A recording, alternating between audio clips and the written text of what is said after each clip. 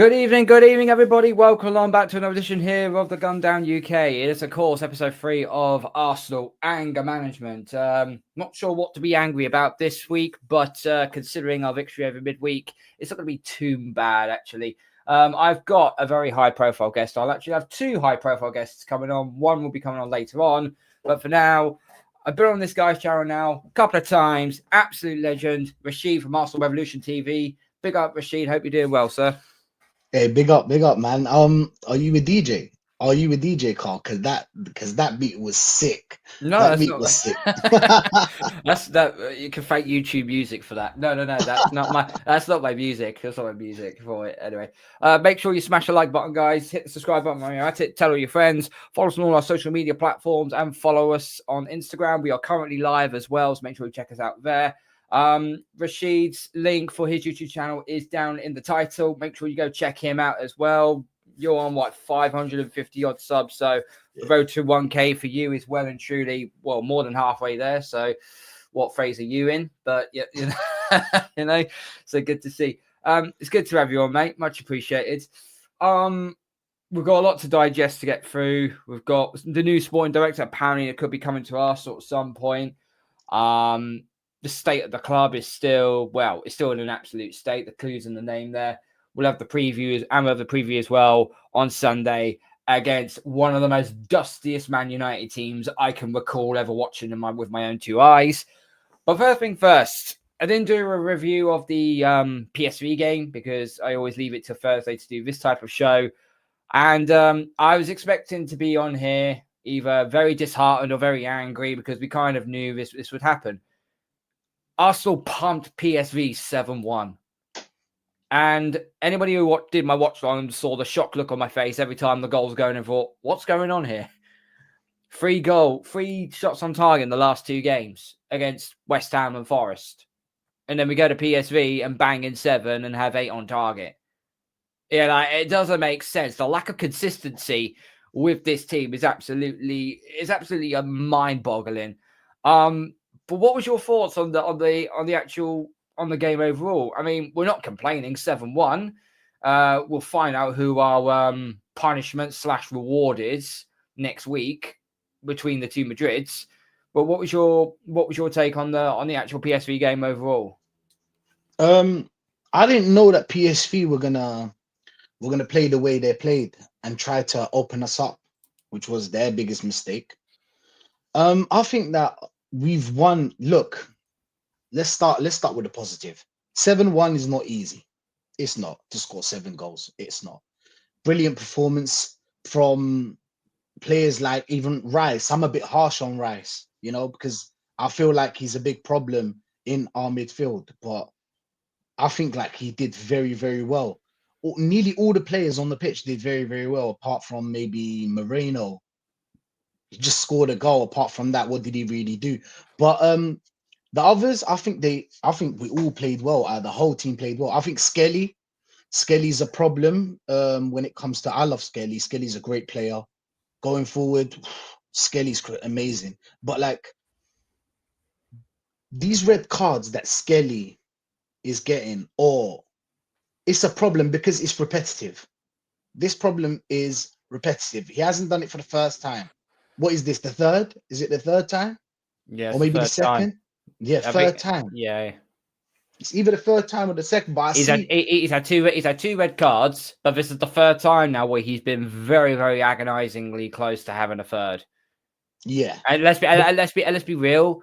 If that was in the Premier League, that would have been a 2nd yellow card. I guarantee you that would have been a 2nd yellow card. Because it wasn't his left leg; it was the right leg that actually made the contact. But that could have been a red card that could have cost us. And I don't see how he needs to be disciplined, in my opinion. There needs to be some kind of discipline in this team because we have like already 5 red cards and about 2 red cards we should have got. And it's just with this club, there's always something. So now we have this red card thing that's been haunting us since the start of the season. It's been 5 red cards, and Arteta actually touched on it on his press conference when he tried to gaslight us into thinking that the Arsenal should be a mid-table team, seeing that we have that many red cards. 5 red cards is a shambles, and it tells you a lot about the dressing room. Like, is he really? Because I see him as very. One of the things that I like about Arteta is that he's very harsh. You know, when it comes, he's strict. He's a strict manager. But I don't see it considering the amount of red cards that we've been having. But it's a serious issue. That's why I wanted to touch on it. Because Lewis Skelly is a top player. I like Lewis Skelly. I would rather him in the left centre mid, kind of like not defending. I'd rather him in the left centre mid instead of a left back. But you know how it is with this manager. But yeah, going to the game, to the cons, this system works against certain teams, Carl. Let's not act like this is the first time we've won in a high score. We've beat City 5. We beat Sporting 5-6. We've beat these teams, you know, we've beat teams before, and it happened this year, you know, this year that we've beaten these teams with scores like that. But what happens after it? What happens when we face a low block, a mid block, when it really matters, you know? Because it did really matter, but it was PSV. I expect us to beat PSV, to be honest. I don't know if you do, if the chat does, if everybody in the world does, but it's just common sense that Arsenal beats PSV, considering the amount of money we spent and the so-called process. On our day with our strongest players, you say, yeah, we should be able to beat PSV. And I know the Dutch league is not what it was. I know the Dutch league is not what it was used to be. The one team that you fear, I won't say fear, but the one team you have a little bit concern with out of all of them is Ajax. Why? Because they've got European heritage. They know how they know that, you know, they've won European trophies before, and they've been the kings of Holland football. But likes of Feyenoord, the PSV, they come and go all the time. You would expect them with your full strength squad. You should. I would have gone into that game and thought, Joe, what, we could actually win this game 2-0, maybe 3-0 with a full strength squad. But because we didn't have the full strength squad, and because of the way we've been playing, which has been absolutely shocking, I was very, very, very pessimistic in that game. I predicted on stream. I said 0-0. I said 0-0. I said 0-0 in that prediction. Me too. Because I just think, where's the goals coming from? We've got no Saka. You got Martinelli. You don't have 29. You don't have. Obviously, we lost Ben White, but he came back into the fold, and we lost Odegaard as well. But most of our front line is completely washed out. So I don't know who's going to come out with the goals. This is why when you turn Moreno from a defensive midfielder into a striker, it might work in the short term, but in the long term, you've got no chance of it. And you know, he was quite fortunate to get himself a goal because the defender decided to just fall on his ass, which was funny. And then we tried another tactic of putting Calafiori further forward, and then he comes in with another goal. Calafiori's had in all competitions. He's had 3 shots on goal, and all 3 of them ended up in the back of the net. Yeah, and you've advocated for Calafiori to start as the main striker, as the false 9 in certain games, or rather, one of my followers have said that. Anyway, you have, yeah, I have, because I thought at first that Moreno would work after seeing what he did against Leicester, and then I thought about it. Calafiori is more mobile. He's a bit quicker, you know. He can head the ball as well. He's a bit tall, so he's perfect for a striker. Actually, I don't know who told him that he's a left back or a centre back. Maybe he's a striker. Maybe he is. Maybe that's where, because I don't see him defending that well. This is what I don't get. He doesn't defend that well, because I heard that he's a centre back that plays at left back, which is weird, you know, because you see this Calafiori, the only thing that he's good at is going forward. Defending, because when we were 3-1, I think Malacia put on a beautiful cross. I don't know if you remember it. Beautiful cross. And who did he run on the back of? Their striker, who did he run on the back of? Calafiori. And that should have been a 3-2. So a different day, it would have been a different kind of scoreline and how the game would proceed. But yeah, like I said, man, it's not just about the striker. I just don't believe. I think this Arteta has built a system, just like I've told people before, that this manager has had 3 systems in 3 years. This year, his system is pressing forward. You press the team, we press as a block. And then if the pressure's on us, we just fold and we go back and we sit back and just hope that we get a goal from a corner or set piece. This manager has set us up to only beat the teams of the like that actually try to play high. Because if you see City plays a high line, Sporting plays a high line, Monaco plays a high line. These are the teams that we beat. We beaten these teams and we've scored a lot of goals against them. While we struggle against teams that play a mid block or a low block, like a Leicester, like a West Ham, like a Nottingham Forest. Because think about it, yeah. What I watched when I watched the Leicester game and the West Ham game and the Nottingham game, what changed? What changed, Carl? The same lineup. The only thing that we changed, I think it was Calafiori for Skelly. Correct me if I'm wrong. Yeah, it was. It was like for like. It was just a swap round. There was no formation change.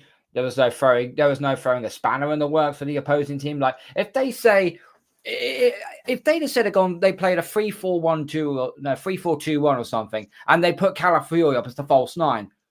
What the hell? The PSV coach has got thinking, oh shit, we're planning for them for 4-3-3 to play robotic football, and they've come out with this. Oh crap! Okay, now we got something to work hard on. But pause.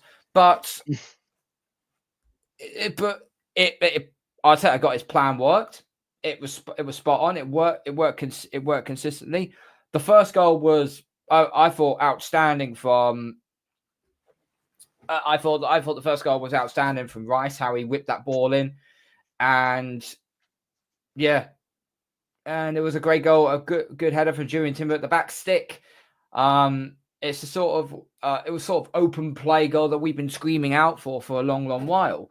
And then I just thought, hang on, we've got that goal. All right, let's see what happens now. Are we going to sit back? Are we just going to settle for 1-0? Or are we actually going to, go for the throat here? And literally then the goals come flying in. Even when we were an absolute screamer, I've never seen a net ripple like that from one of our strikers, one of our players in freaking years. Never seen it happen. And that was Lewis Skelly with the assist. So before the foul come through. I wanted to touch on something that DJ Fero said. Can you please tell me? That's my governor. That's my friend. That's my Pat's DJ. Yeah, big up DJ. Can you please tell me who you guys think will replace Arteta? As I can't think of anyone. Zidane, Inzaghi, Simone, Ancelotti. If they do fire him, there's multiple managers out there that will be able to do the job. Multiple managers out there have a CV that can do a job. Okay, I'm not saying you go all the way over to freaking go and ask Millwall's coach to come in to be head coach. Now we really are freaking barking. Everybody has a price, Carl. Let's be honest. Everyone has a price indeed. So, and it's not like, with players, you've got to speak to the agent and so on. With managers, it's quite simple. It is quite simple. They do actually have a buyout clause and so on. So, and it's not as bad as trying to get like a 50-60 million pound player. It's not. Who's the highest paid? I'll tell you on 15 million a year. You don't think we can rope in? I think if you give most of no, if we wait for Ancelotti to he'll run out of his contract. I think they'll probably get rid of him unless something changed. We can go for Zinedine Zidane, top manager, won multiple Champions Leagues alongside with other trophies. You could give him a little 15, 14, 13. He's the kind of guy that actually deserves a 15 million. What does Arteta really? What did he really do to deserve 15 million? I've seen. How much Pep Guardiola gets paid? 17. Do you know why Pep Guardiola gets paid? This is not like it's a because he's won the most. Because he's the manager who's won the most trophies. 39 trophies. I know he spent close to 2 billion, but that's across his entire coaching career. That's not just at Man City. That's his entire coaching career. Yeah. But he's got Yeah. 39 trophies to show for his efforts. So, if you do that, of course you're going to get, 15 to 20 million. You deserve it. Personally, Guardiola deserves like 30 million because, Jesus, that's a lot of trophies you've just won there. Like my friend here said, Views, big up Views, man. Check him out, Views on Sports. We reward people on failure. You think about Arteta, yeah? We gave him. This is how we should have went with Arteta, yeah. I don't know where I'm touching on this. This is way back, but still, we're going to talk about it. It's the first 3 years. You judge me. How much do you give a manager? How long do you give a manager? I give him 2 years. That's how long I'll give a manager. Right? 2 years. 2 years to implement what he's trying to do, and then the third year, win us a trophy. Sell me this pen. Sell me this. Yeah, sell me this pen. Sell me this power bank.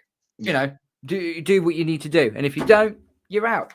And I know people say the hiring of the firing cycle is such a cliche thing to do in that, but it's also the most successful way of doing it.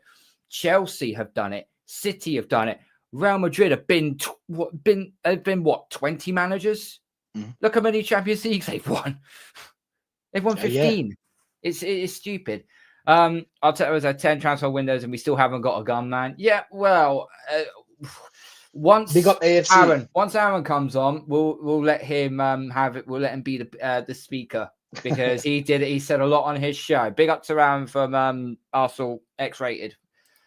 Mark Taylor, good to see you, mate. AFC's at the club's fault or Arteta? Both. It's both fault. It's the board's fault for giving a novice £800 million. And remember, Arteta did say in an article with The Athletic that he gets final say. Therefore, if he gets final say, that means he's the final hurdle before that transfer gets accepted. So yeah, that's why. Look, I'm not just going to leave the board out of this. The board are held to blame. Edu has to be held accountable as well with the blaming and that. But they're all part of one parcel. Okay, they're all in it together. So you might as well do that. So Arteta sticks to the same setup, even when it clearly does not work 5 years in. There are still games where we look lost for too long before changing it that faster, or we keep making life harder. Well, that was the thing during that PSV game, was we were playing with freedom. We were under the most pressure because now the Champions League is all we have. That is literally all we have left to go for now. Without the cups, we're 13 points behind Liverpool in the league. And okay, hypothetically, if we win our game in hand, it's still 10 points. We still haven't made any ground up since game week 12, when we were 9 points behind Liverpool before the injuries occurred, by the way. So, but it was great to see nice throwing football. It was quick 1-2 touch passing. The transition was quick. I thought, where has this been all season? Apart from the City game where we slapped them 5-1, where has this been all season? Where's this actually been for the last 2 seasons, actually?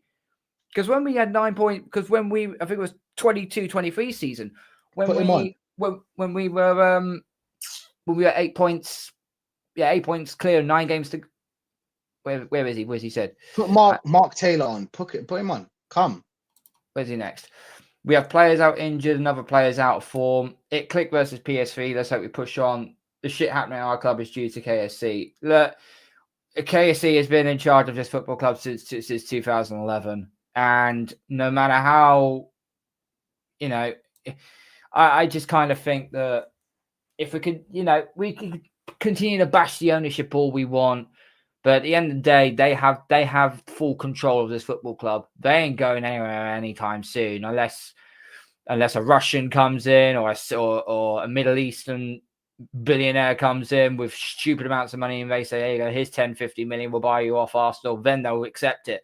But I don't think that's going to be. I don't think that's going to be the case. I don't think it's going to be the case at all. Zidane's a good shout. The only thing is I'll have with Zidane is that he did actually say that he's not keen on Premier League, or he's not keen on England, I think it was. You're going to say, and you know what? I'm not entirely surprised, if I'm honest with you. But Zidane's already gone to the best club in the world and won a league title and won a Champions League. So I'm not so whatever he does now, he's like, right, I can do this now. But Arsenal will be a different test, a different mentality test, shall we say, because this club has no mentality. Views on sport, big up, mate. Hope you're doing well. Nobody replace Arteta. He is a shield like Wenger for these owners. Saka manager, nothing changes. That's why we're going to get into the sporting director at some point as well during the stream as well. Let's go back. Man is here a lot from the like of Mourinho. Mourinho is Marmite. You either love him or you absolutely loathe him. But he is a proven winner. But I don't know. I don't know. What would you say about Mourinho, Rashid? I'd get Mourinho for... If to say right now, who's he managing for? Fenerbahce, isn't it? 2 years. 2 years. 1 2 year, years. 2 years. And he got slapped up by Glasgow Rangers this evening. Look, I would bring him in. But I would still look for other managers. I'll be like Real Madrid. You know, they'll bring you in, but they're still scouting. You know, just in case you got something goes wrong, you're out. I'll bring him in for the time being, because most managers have a job at the moment, you know, until other managers get sacked.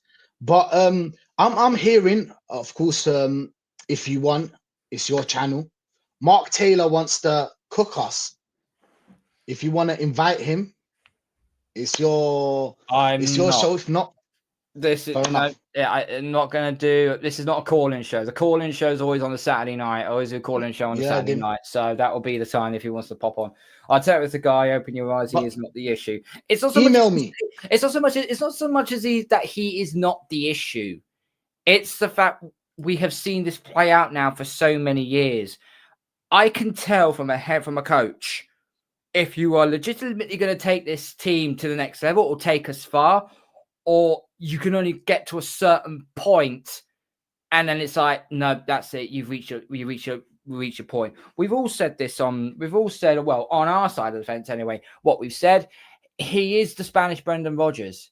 He is the Spanish Mauricio Pochettino. He can only get you so far before eventually he hits a brick wall. That's where we are at with this manager. If you just take him out of football visa, I think he could be probably one of the nicest guys in the world. But what he's been doing with his press conferences and the in-game management is the one that's been bugging me for years, because nothing changes. It's always a reactive. It's never a proactive way. And if he was proactive, he would have done something a little more different. You know, he's freezing out Kieran Tierney. He's freezing out Zinchenko. I mean, I'm not surprised you're freezing out Zinchenko, but we saw him come on against PSV yesterday. Put him on the left side of midfield. He cooked. He cooked in the left side of midfield. Well, and I've been screaming this. I said Zinchenko is a midfielder. He's a midfielder. He's not a fullback. But he was bought as a midfielder. And then obviously Pep Guardiola, because he had so much talent in the midfield, that he had to be switched to left back. But Mark Taylor, if you're not an Arsenal fan, then there's no point of really. Oh, he is an Arsenal fan. He is. He is. If you are an Arsenal fan, he is an Arsenal fan. Yes. Arsenal Revolution TV. Email me, my friend, and we'll do a one-on-one, me and you.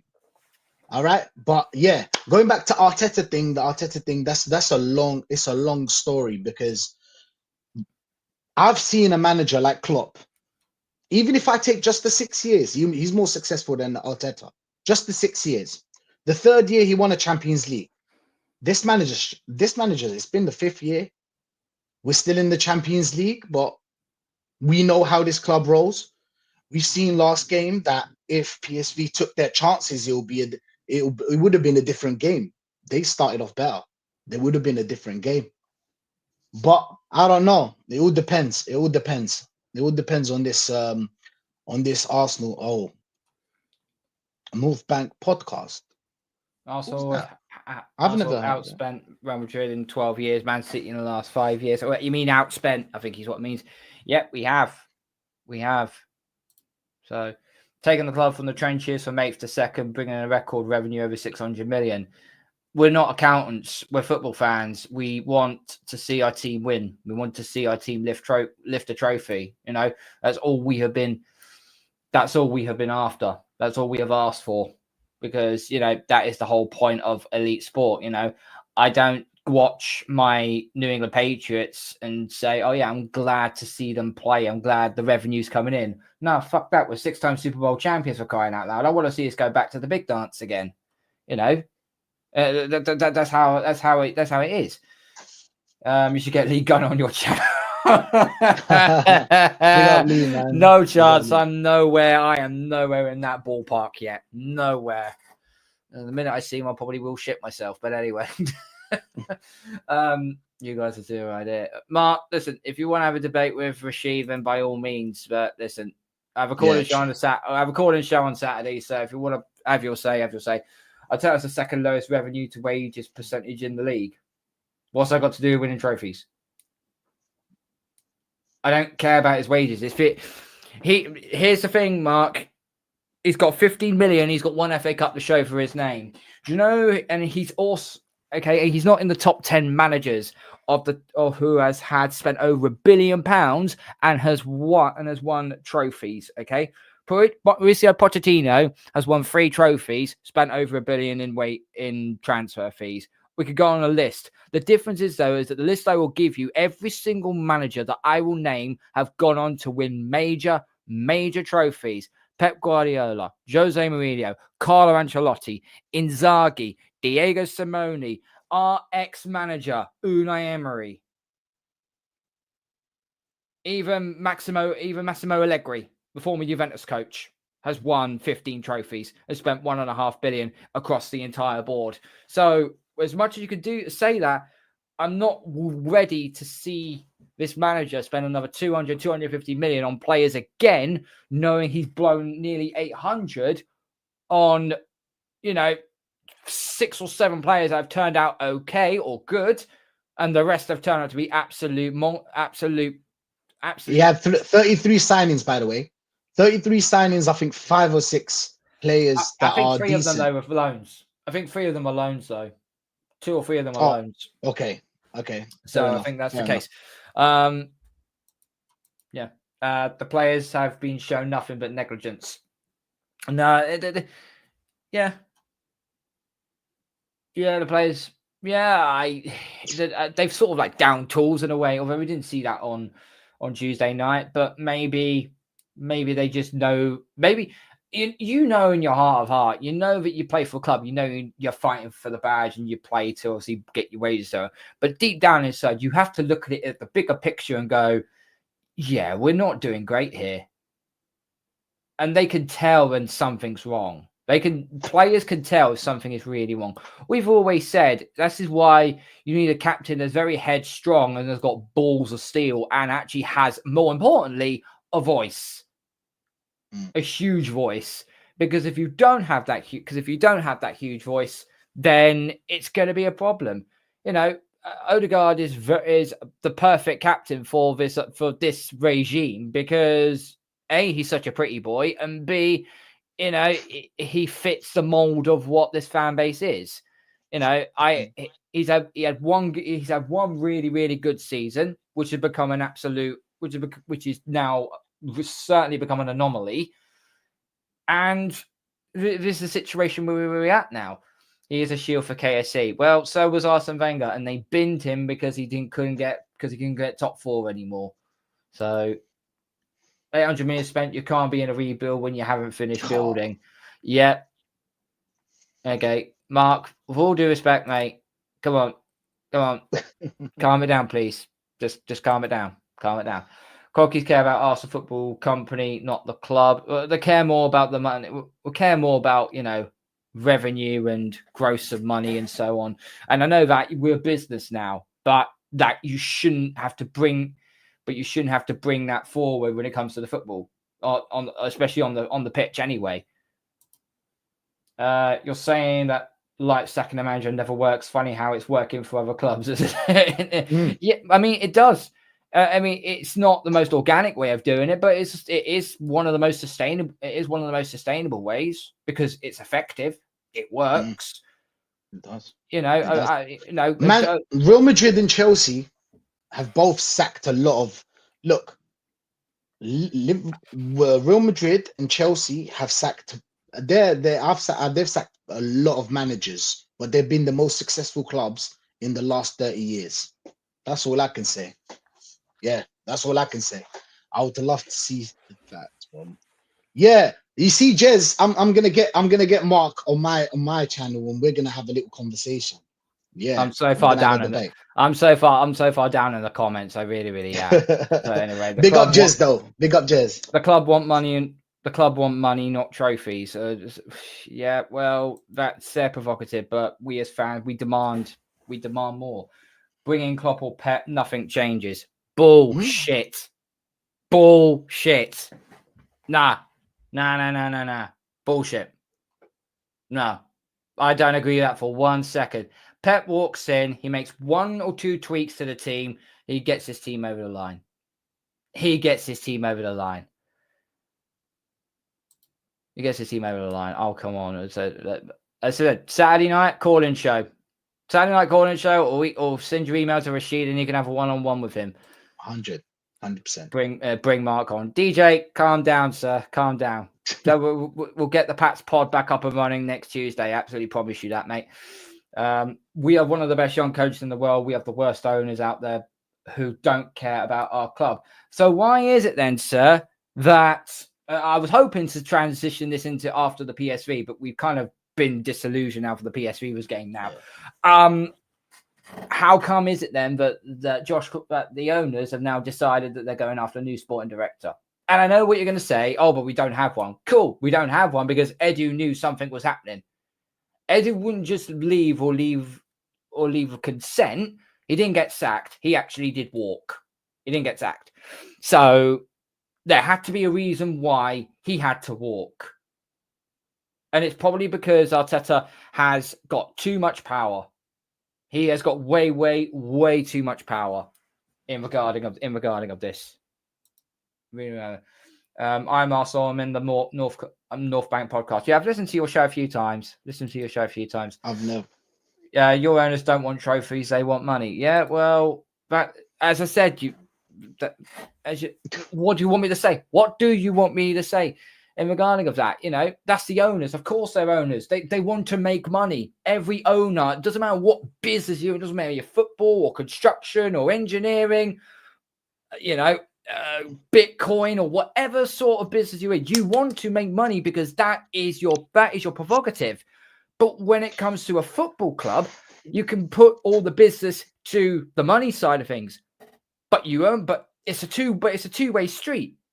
You could still build money for revenue for your club, but you could also still, put money onto the football pitch.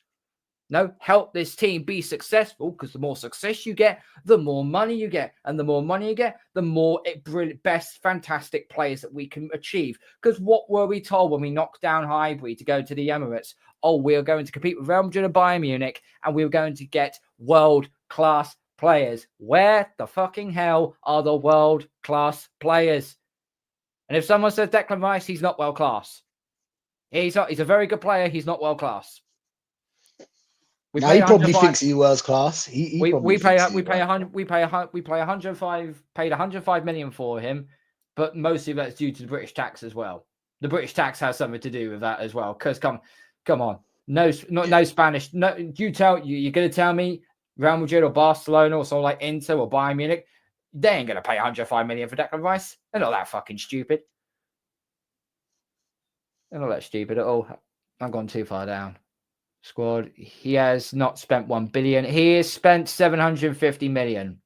I think that was what the total was. 750 million. So I said he is getting close to 1 billion. I said he hasn't spent 1 billion. But if he gets this 200, he is on a wind up. But if he gets this 250 million war chest apparently we're getting, and we get these players, and he still doesn't win anything, then he spent 1 billion, and in 6 years he's won fuck all. And even so, looking at our team right now, we've got 6 players. Their contracts are we're losing 6 players. We've got 6 players actually in surgery, 6 or 5 players in surgery. We're looking like, let's be honest, about 6 or 5 players actually, or 7 players at max actually deserve to play for this club. Apart from that, all the other players are mid, good, kind of. You see this manager. The thing is that this manager hasn't won anything, so you can't really back him. He's tried. I don't know how. I don't know how you, Mark. I don't know how you believe in a manager that changed his system 3 times in 3 years. He played attacking football, didn't work. Control didn't work, and defensive, it's not working. So what are we gonna do? Let's wait for next year. Wait for next year, and then give him another 250 to spend. That we already see right now that we can see 800 million. Can you really see 800 million in this team? Can you really see it? We've got like what? How many players? How many players can actually play for this club? What, 7, 8? Let's be honest here. Let's be honest. We're going to lose a lot of players if we don't fix up and start winning. These players that you guys like, or you guys feel like they're elite, they will leave. They will leave at some point. If this manager continues, of course. We're going to lose 4 players already on a free because their contracts are running down. Yeah, I think 4. Isn't it 6? Oh, 6. No, because I think Tomiyasu is still on a contract. I think Zinchenko is still on the contract, and I think so is Jesus. But you're not going to get rid of Jesus because of he's now on his 4th ACL now. We'll barely get 20 million for him because of the amount of freaking surgeries he's had. Tomiyasu, we'll barely get 15 for him, and then you got Zinchenko. I like to give the example, and I hope he's listening, Mark. I hope you're listening. I like to give an example with Klopp. Klopp didn't spend this amount of money in 6 years. It doesn't have to be. I know that Klopp stayed for more years than Arteta, but for these 6 years, Klopp has won more, spending less. So yes, it is possible to win trophies. He came to a team. Let's be honest, the Liverpool team and our team. Don't you think that it was there or thereabouts the same when Klopp took over or when Arteta took over? There or thereabouts the same. So how come Klopp done it? Why? Because Klopp is an elite manager and he's done it somewhere else. And then he came to another league to prove himself more. This manager never done it before. This is his first job. And he's getting 15 million. Also going to Liverpool, they also had the perfect bargaining chip as well in Philip Coutinho. That 143 million, which they actually sold to get that money, that catapulted them to getting the likes of Salah, the likes of Van Dijk, the 2 main cornerstones of that team. Why can't we sell players? Because we haven't got because our clubs are shambles. There you go. Arteta signed them, so we don't have a structure to our club. The only structure that I see of is players that are bang average, and they all barely probably get into freaking the likes of Crystal Palace and Everton's squad. That's what I see in it. You just up to you both. Views on sport, big up, mate. Thank you so much. Views, big up, bro. Odegaard was amazing before the injury. He was all right, not amazing. I think it's an overstatement, but okay. I'll have to have a look. He was good. He was good. I think it's 15 goals and a couple of assists, about 8 assists. So I don't know. Here comes the cavalry. Aaron, good to see you, mate. How are you? Oi. How you doing, bro? Good, man. All good. Me on, bro. A little bit late and all that shit. But, you've walked into a shitstorm, you have. But yeah. I'm kind of seeing like just before I was setting up and that, I was listening. You got some issue with one of the geezers in the chat. But Mark, I've told you, email me, Mark. What email can you me, do, man? Email me, Arsenal Revolution TV. Email me. We'll have a chat. Mark, listen, man. Look, everyone's entitled to their opinion, isn't they? At the end of the day, but I definitely don't agree with his. But the thing is, Mark, man, I mean, after this chat, stay tuned to the stream, of course. But once we're all wrapped up and all that, we'll head over to my stream where I literally will leave you with about 2 hours and a screenshot and pages of exactly why you're wrong. It's just there. Go and have a little look at it. I'll break it down with about 5 or 6 world-class geezers.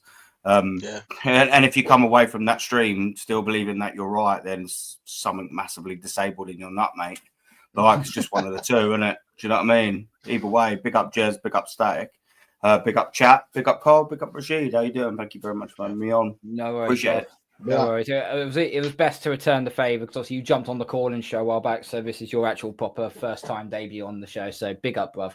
Jez in the building. I would love to see the facts from Mark Taylor. Big up, Jez. Hope you're well. Make sure you subscribe to Arsenal History and More. Great channel. Great channel. Static, Akar, and Rashid. Big up, mate. Hope you're doing good. Static. Don't be afraid of change. Don't let Arteta hold you hostage. That's the thing. If you stay stagnant, you'll get left behind.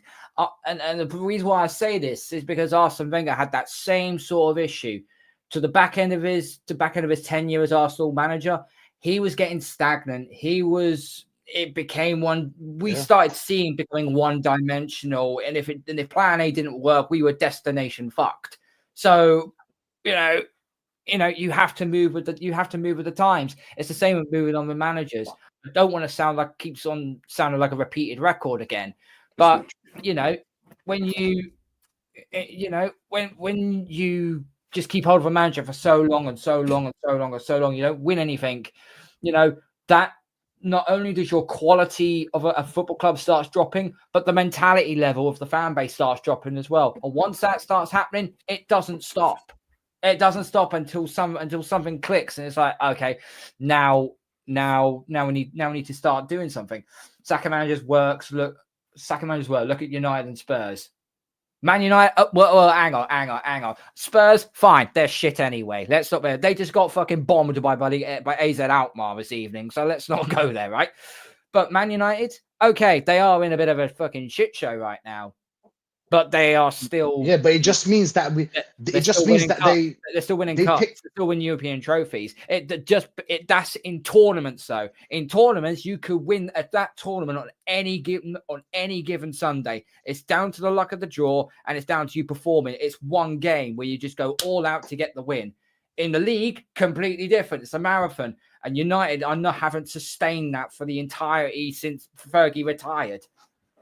But we had chances. Man United didn't sign managers that have won it like the managers that I just mentioned. I'm talking about Ancelotti, Zidane. I want Tuchel. I want these kind of managers, not the managers that they're bringing in, not them. Yeah, facts, bro. It's mad, man. And do you know what as well? Just to quickly go back to the conversation about fan base and all of that. And I said this on Lee's show last night, yeah. Big up Lee G. I was basically saying, I'd love to go and protest. I would. But do you know what? In the current state, there'd be about 100 geezers and a fucking banner. Nothing would happen. It'd be embarrassing. It'd be ridiculous. It wouldn't be heard because no one turns up. Do you know why no one turns up? Because we're a minority of sensible Arsenal fans with a working brain that can actually see what's going on, and it's ridiculous. We need top gooners to turn around. It's the only way we're going to actually get some form of stability in this club in terms of accountability, success. We might nick at some stage the odd sort of trophy here or there or anything, but you look at the Madrids, the reason why Real Madrid is so successful because their fan base run, we won't ever have that, but their fan base hold them accountable in every single bit. They could win the treble every single year for 15 years in a row. If they lose one trophy, they're booing you off the pitch. Right, and the reason why they would have won that is because you get booed off the pitch. There's accountability. They'll tell the players instantaneously if they've had a stinker or not. At Arsenal, everyone just claps and cheers.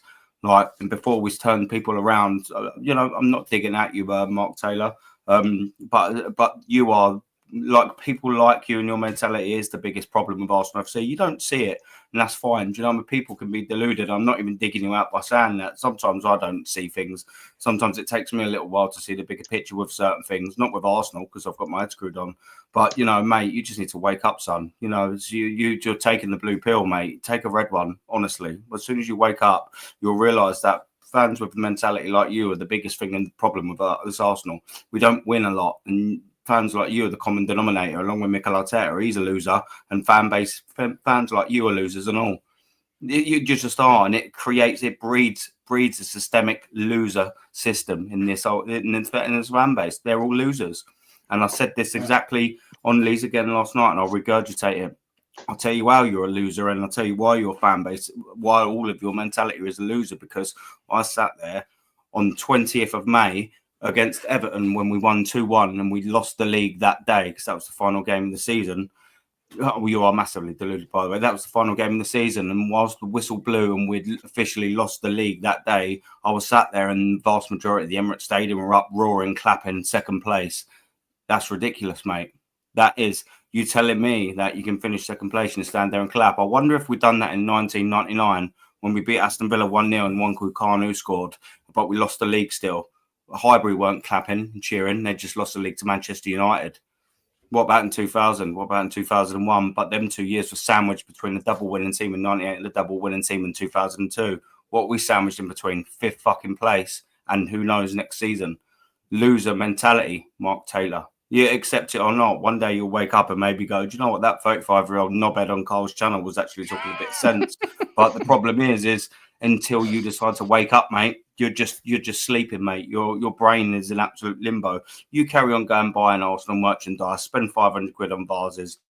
You do all you want to do, mate. It's absolutely fine. You keep thumping money into the club. You keep deluding yourself and telling yourself that this is the team that's going places. The fact is, we're regressing in every single metric, and we have been doing that for the last 2 years. If you can't see that, then, mate, there's something wrong with you. But the thing is, there's not just something wrong with you. There's something wrong with the rest of the 58,000 people that go to the Emirates, and God knows probably about 80% of the fans that watch it, because you're all idiots. You're all deluded. There's nothing I can more do about it other than keep telling you, just wake up, but you can consistently decide to not do it. People like you hurt Arsenal more than you know with your spastic mentality. It's ridiculous. I'm a winner, and I don't accept second place, and I'll call it out. I win. I am a winner. I've won it almost every single thing in my life, bar the football club that I support for the last 21 years. We've failed miserably, and I know it. I can see it. Mark Taylor, you can't. It's embarrassing. Wake up. Sorry, I went on the other rant. That's what I know. You had to say. He asked for a question: why did Vinay and Edu leave? As I think with Edu, he kind of saw what was happening. I think he knows what was happening behind the scenes, but he is still partly to blame for this. But we'll find out sooner or later once he comes off gardening leave and when he goes to Forest. Because if he gets these so-called talented players into Forest and they go again another step above, because remember, they survived relegation, they binned their squad, put another 20 odd players in. This season they got better last season, done another 20 odd players, ended up getting stung by financial fair play, and look where they are now. They're sitting in third place. So you don't think they're going to improve in the summer? They will. They will improve in the summer. Was Vinay in during Arteta's reign, or was that to the end of Wenger? When was that, guys? Vinay. Yeah. Yeah, it was the Arsene Wenger latter stages. I think it was the latter. It was the latter. It was the latter, yeah.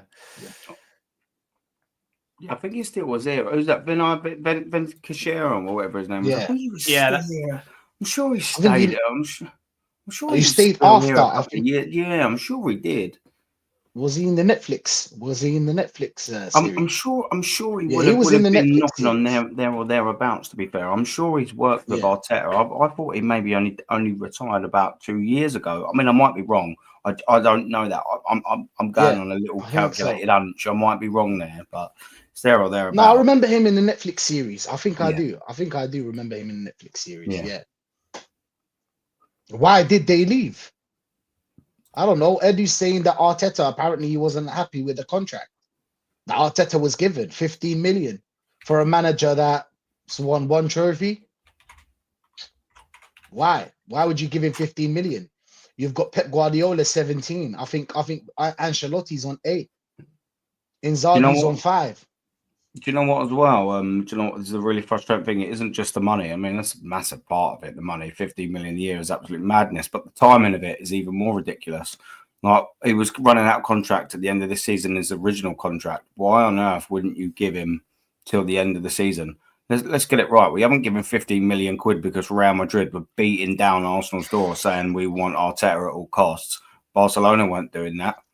Bayern Munich weren't doing that. PSG weren't doing that. Man City weren't doing that. Manchester United weren't doing that. So why are we in such a rush to give him such an astronomical pay rise when he still won nothing at the start of the season? That he hadn't even started well at the point he signed the contract.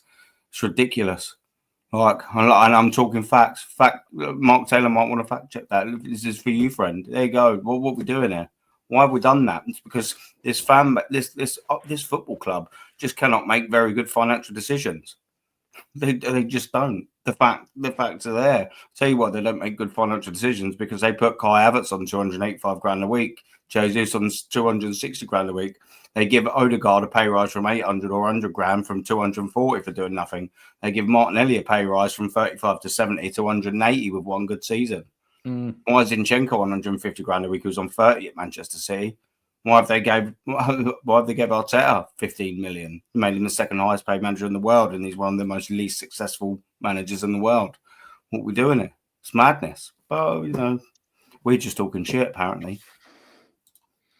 250 million is not a war chest. Well, not on this day and age, it isn't. No, but you can still get quality players for a very low sum of money if you've got the right people in charge and if you've got the right scouting. Why do you think Real Madrid keep buying all these young, talented individuals? Because they've got scouts all around the world who know what the bloody hell they're doing, which is what we used to do during Arsene Wenger's tenure. But he also had a very good right hand man by his side in David Dean. But by the way, he wanted Sol Campbell and Arsene Wenger didn't. Apparently, I didn't know that. I genuinely didn't know that. So that's something. That's I said that yesterday. I literally said that yesterday as well. Funny you should say that. You learn something new every day. Yeah, I said that yesterday. Hey, that actually makes sense. You know why? Because I never seen Arteta really sign a good defender. I thought that it was that Campbell. I think that Arsene Wenger wanted Campbell as well. So that makes sense now, because from Campbell, the last defender, elite defender that we had was Campbell, right? Until now, we have Gabriel and Saliba. So that kind of makes sense that Arsene Wenger didn't. Yeah, wow. David Dean's boy, mate. David Dean's influential on Emmanuel Petit. I know. I'm sure you all know the story, but Emmanuel Petit was actually in a cab to Tottenham, and we hijacked it while he was in the cab going to Tottenham Hotspur. We literally hijacked the cab and drove him straight to Arsenal and signed him. That's brilliant, isn't it? Yeah. Wow. Poor old Tottenham. He's won some plates. Yeah, let's not include the Charity Shield in this. It's not trophy rated. It is working. If you see with your eyes open, you can see the injuries and you see the red cards and you see the squad depth. We had 5 red cards this season, the same amount of red cards when we went undefeated in 2004. We didn't make any excuses then.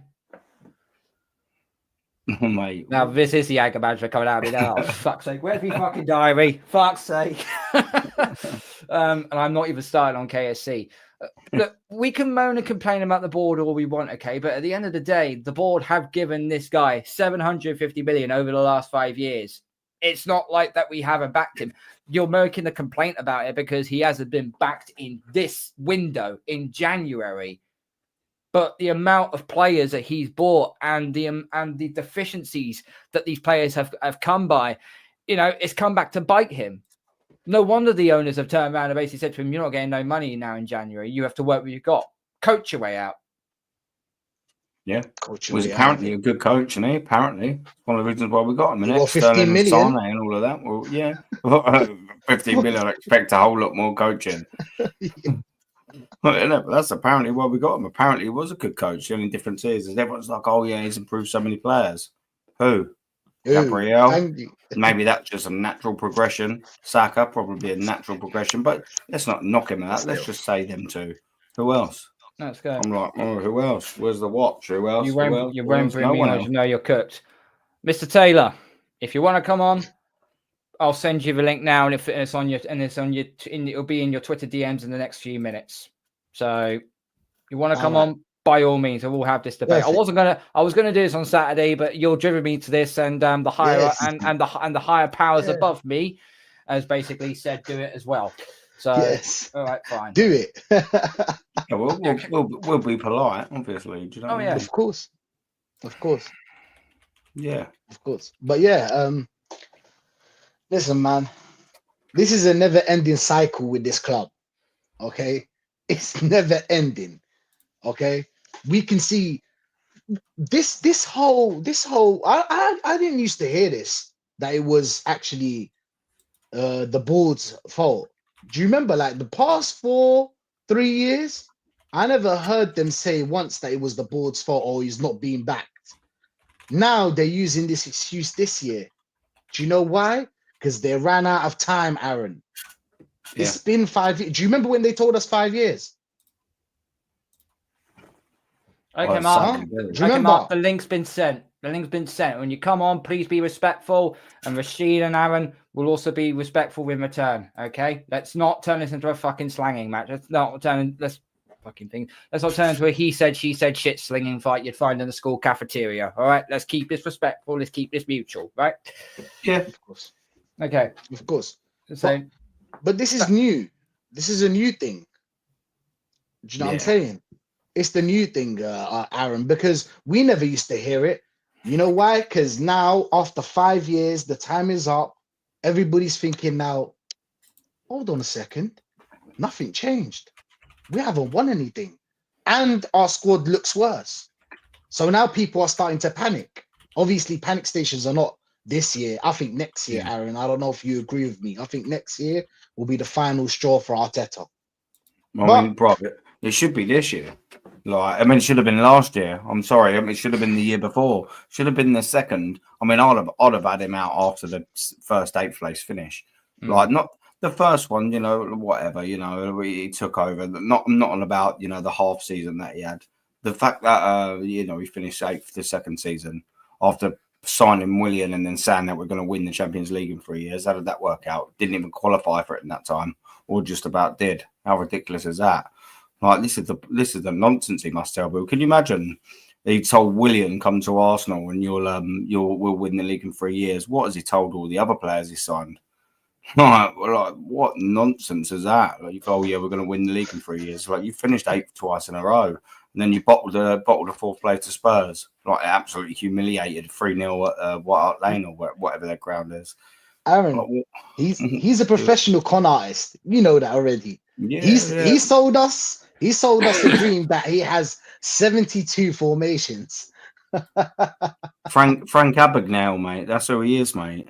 If you don't know, so have you ever seen the film Catch Me If You Can with Leonardo DiCaprio? That's who he is, the con man, Frank Abagnale. Frank Arteta. He sent you the link. Mark, he sent you the link. Yeah, I've sent him, I've DM'd him, so we'll see. Keep hitting the like button, subscribe. Yeah, 9 likes. This is fucking pathetic. Come on, guys, get us a double digits likes, and I'll can go to bed quite happy. I might tell you would never jump on the stream as you know you're talking BS. I've sent him the link, Jez. I've sent him the link. Big up, Jez. I've sent him the link. Mark. He's more than welcome to pop on. Okay. Man United have had a better 2 seasons than Arsenal. Why? Because they won a League Cup and the FA Cup. 2 trophies versus 0. Fact. 100%. They're not bringing me up. They're not bringing me up. I jump on with you and Lee and have this argument. We all want the same. However, we place the blame elsewhere. So you would rather go on a. Okay, that's a bit. That's 2-tier policing from you then, because you'd rather go on a stream with Lee Gunner and Jez Collins, you know, the hierarchies of Standards FC, but you wouldn't want to go on a 3rd-tier show, i.e. myself. That's very disrespectful, if I'm honest. I thought Mark, like the super top gooner, was all about the respect and all that. Well, that's a ridiculous. That's a ridiculous message, mate. And to be fair, they're all the same. If you're not chasing any right, you just want to talk about Arsenal. What does it matter about the stream? Don't matter. I enjoy talking about Arsenal. It don't bother me whether it's to Lee or to Carl. I'm just happy that both of them like talking to me about Arsenal, and I'm the same. It shouldn't matter. We're here to talk about Arsenal. Yeah, we're here. Jump on, Mark. And the docking I had ready to get sorted for this day has now been blown out of the water thanks to this. So well done. I am not deluded. Our owners are fucking shit. I know they're shit. We know they're shit, mate. But unfortunately, you're just gonna have to stick with it. You're just gonna have to stick with it. You know, if Arteta had given like 200 million over the course of 5 years, yeah, but you will then have an argument. You'll then have a very good debate because the owners then haven't backed him. They've given him nearly 800 million. 750 in total they've given him over the 5 years. You know, name me another manager who's had this much money and had very little success. Right. Even back in the old days of Arsenal, was it Bertie Mee? It took him 4 years to win something. And okay, back then and then, you know, different inflation and so on, and I get that, but you've still got to be, you know, Carl, and whoever's listening, you know, the front three that won Arteta his only trophy, and the only reason why he's still here, because he hadn't won that trophy, he'd have been sacked in them 3 years where he didn't come second. Let's get that absolutely right, 100%. The front three, Aubameyang, Nicolas Pepe, and Lacazette, he sold for free, and didn't replace either of them in 5 years. What are we doing here? Well, this is madness. Like, it's madness. What are we actually doing with that? That's a crazy thing. The only thing that's actually gotten the trophies, he sold them, they didn't replace them, and he haven't won anything since. Oh, what a surprise. Hang on, let me try this again. Okay, the link's been sent. I don't know what happened on that last one, but the link has been sent. The link's been sent. Anyway. He said that is nice, bro. Why is it the manager's fault? Okay. Oh. We got a nibble. Right. Mark's popped on. Here we go. Right. Please be respectful, guys. I'll try. Listen, Mark 8 from Mark 8 AFC is about to come on. Hang on. I need to change the screen. Geezer, do you know what I mean? The screen is on. Mark, how are you? Mark, good evening. Welcome to Gun Down UK. Hope you are well. Yeah, but good. Thanks for having us on, guys. Do you know what? First and foremost, before we'll let Rick, because obviously we'll get heated here. I'm an Arsenal fan. You guys are Arsenal fans. I want to win trophies. You guys want to win trophies.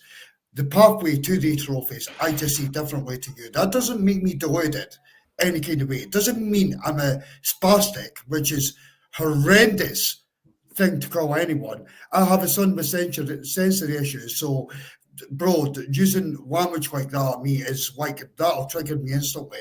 So please refrain from that. But let's have this discussion. I'm up for it. I'm absolutely up for it. All good. All good. Just as long as you come in and you calm yourself down, we're all right. No, I'm calm. Do you know what I mean? Use spastic word. That did rattle me, bro. You shouldn't use language like that against anyone. It's an adjective. To be fair, if you had it doesn't matter. Some deluded nonsense, you know, I probably wouldn't have said it. But you're right. I'll refrain from saying it again, because I'm going to be speaking facts on this. I'm not going to give you any bullshit or think I'm in the board or I have inside information on Arsenal Football Club. I'm giving the facts that are out there, and I'll do that while we're talking. I have no issue with that at all, bro. I'll be very respectful towards you. Very respectful towards you. I'm Scottish. I'm heading down for a Dead Ringer game on Wednesday, where it cost me 146 quid for a ticket, £160 for a train ticket, and 80 quid because I'm in some cheap fucking hotel for the evening near the stadium. Bro, I love my football club. Even more I'll reason. Spend the money to go and see them. I'll go and spend the money to go and see them. So please don't disrespect me in any kind of way. Even more reason to actually. We want the same thing. We want the same thing. First and foremost, before we get into the facts, we want the same thing. Yeah. It's just that there's a difference of opinion. Yeah, but even more reason, the amount of money that you just said you're going to spend to watch this club, and you're all right with them just competing. Are you just I'm okay not all right with them just competing. I'm not all right. See, when I was listening to the podcast, I got included into the link today, and it like fair play, guys, because I do like a good chat. I like a good chat on Arsenal. When I heard somebody talk coming out today, I honestly, this Arteta stuff that is going on. See if we, just so I can set the foundation. See if we go out in the summer and we bring in the best right winger. Big up, Jez. Good to see you. We bring in the best right winger in the world, and Saka goes on my bench. Then I'm going to be a happy gentleman, because I'm not Saka FC. I'm not Arteta FC, and I'm certainly not Kroenke FC. I want to win trophies. This manager ain't going to win it for you, mate. But listen, these owners, no manager went under these owners. I get No what you're manager saying. went Yeah. under these owners. You're right, yeah. Look, and you've got a right thing to say, dig about the owners, because you're 100% right about that. And as well, the owners hire the manager, but then they also should be sacking the manager because he hasn't won anything for 5 years. So, Again, but what we've got to say is they don't want to comes sack down the to manager, owners. though, do they? They're happy with the Then manager. that comes down to the owners. That comes down to the owners, and that comes down to structure But of the football club. If I've watched some of your stuff with Lee and stuff, and I know that you know your shit. You know a lot more than I do. So I know for the fact that you're going to cook me on this. I could have done the young guys, not you. I know that there's no chance of that. However, I do have a history with this football club, and I've supported it for 32 years. In Scotland, not one day, I don't get to every fucking game. But I know the history of these cronkies and what they're doing. I know the fact of what they're doing right now. And trophies are not their ambition. Just one question. Was you blaming the Cronkies when they first brought Arteta to the club? Was you blaming them? Should I go check? Blame. Do you know what? I didn't. Dude, you could go and check. Yeah, go and bring it up. I can't remember my tweets back then at all. Did you blame the Cronkies though? No, I didn't the problem. at all. No. Do you know something? I see Arteta. It's a funny story with me and Arteta. I can't stand Arteta. He played for Glasgow Rangers, and I hate the old firm in Scotland. And then he went down to Everton. No, listen, let me land with this, and then we'll go into Arteta fully. Then he went to Everton. I thought he was a bang average player. Then Arsenal signed him, and I thought it was a fucking panic buy. And then we made him captain. Again, was not happy. This is not the standard Arsenal Football Club. But then I heard, in my eyes, one of the best coaches in the world, or best managers in the world, and Pep Guardiola, come out and say what we learned from Arteta. So I've given Arteta the chance. But I'm still seeing history repeat itself with these fucking owners. The same shit is happening with these owners. So we'll get into it, guys. But I just wanted. Hang on a minute, Mark.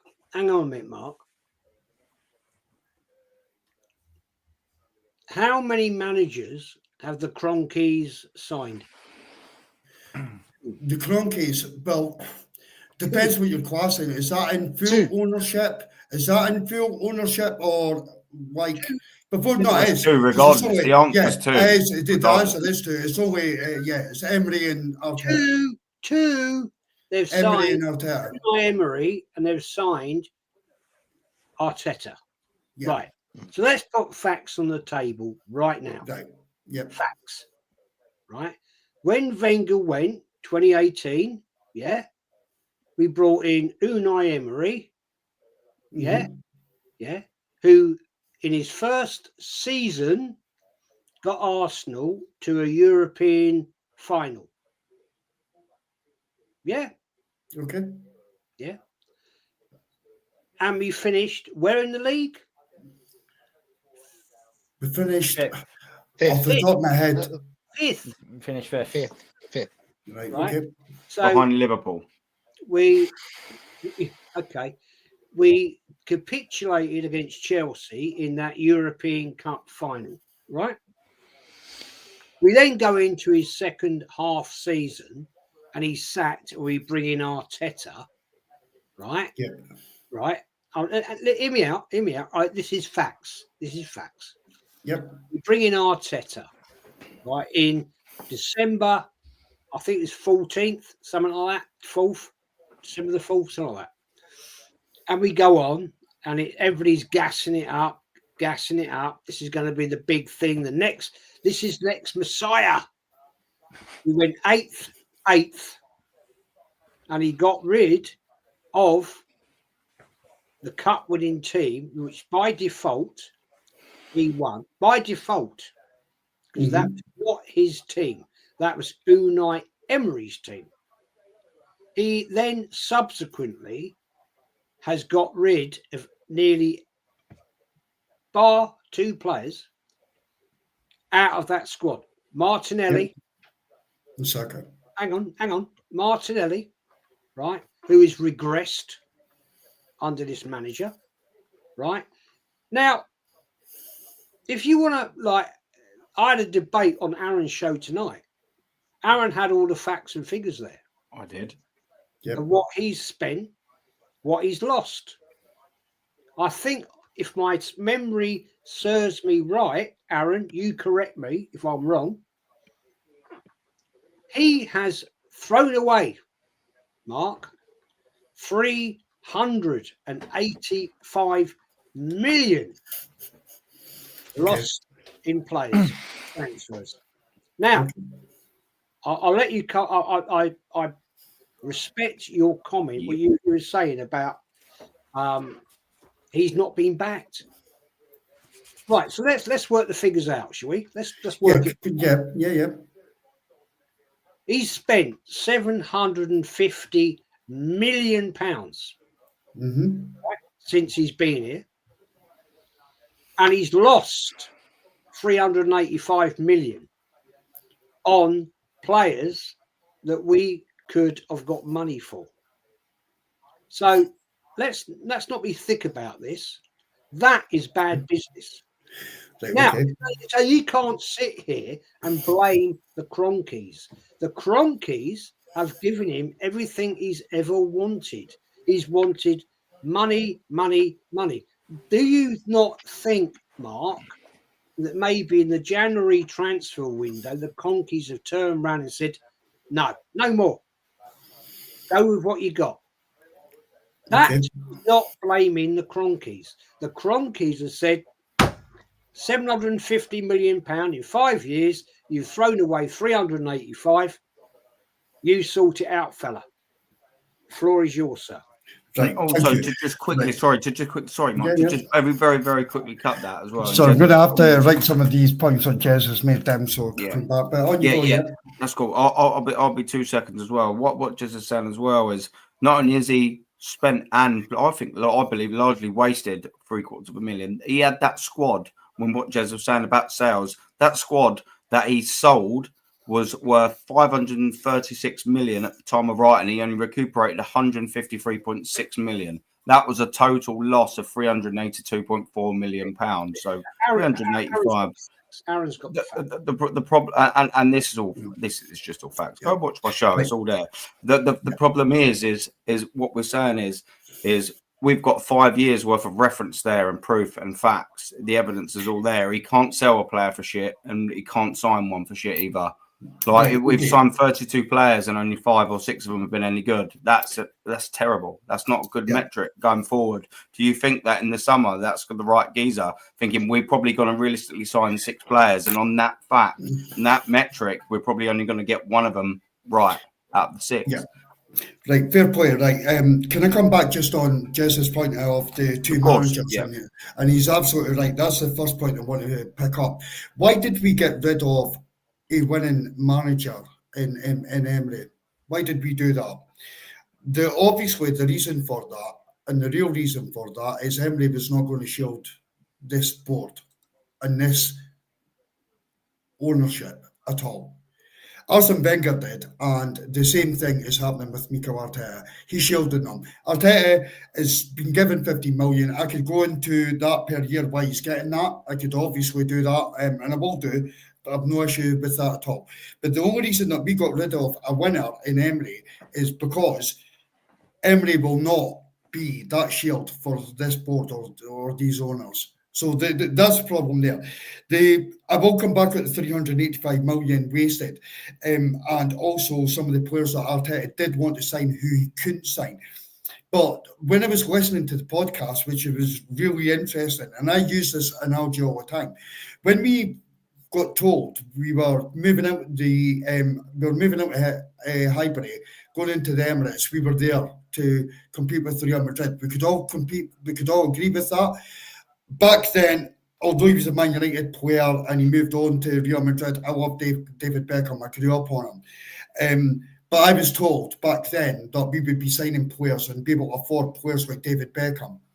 Unfortunately, the Cronkies had a power struggle from 2008, Jez, at the top of my head, I've not done my research, but this just off the top of my head, I think it's 2008, right up until 2019, until they got full control. They've done nothing for our football club. They lynched our best manager in our history out of the football club. There was people with pickaxes and forks sitting outside the Emirates chasing Arsene Wenger out of there. David Dean was pushed clean off of that board, the greatest person that we ever had. I heard the comments about David Dean. I loved him, honestly. And I still love hearing him talk to this day. David Dean, Mark, sold his shares. He wasn't pushed out. He sold his shares.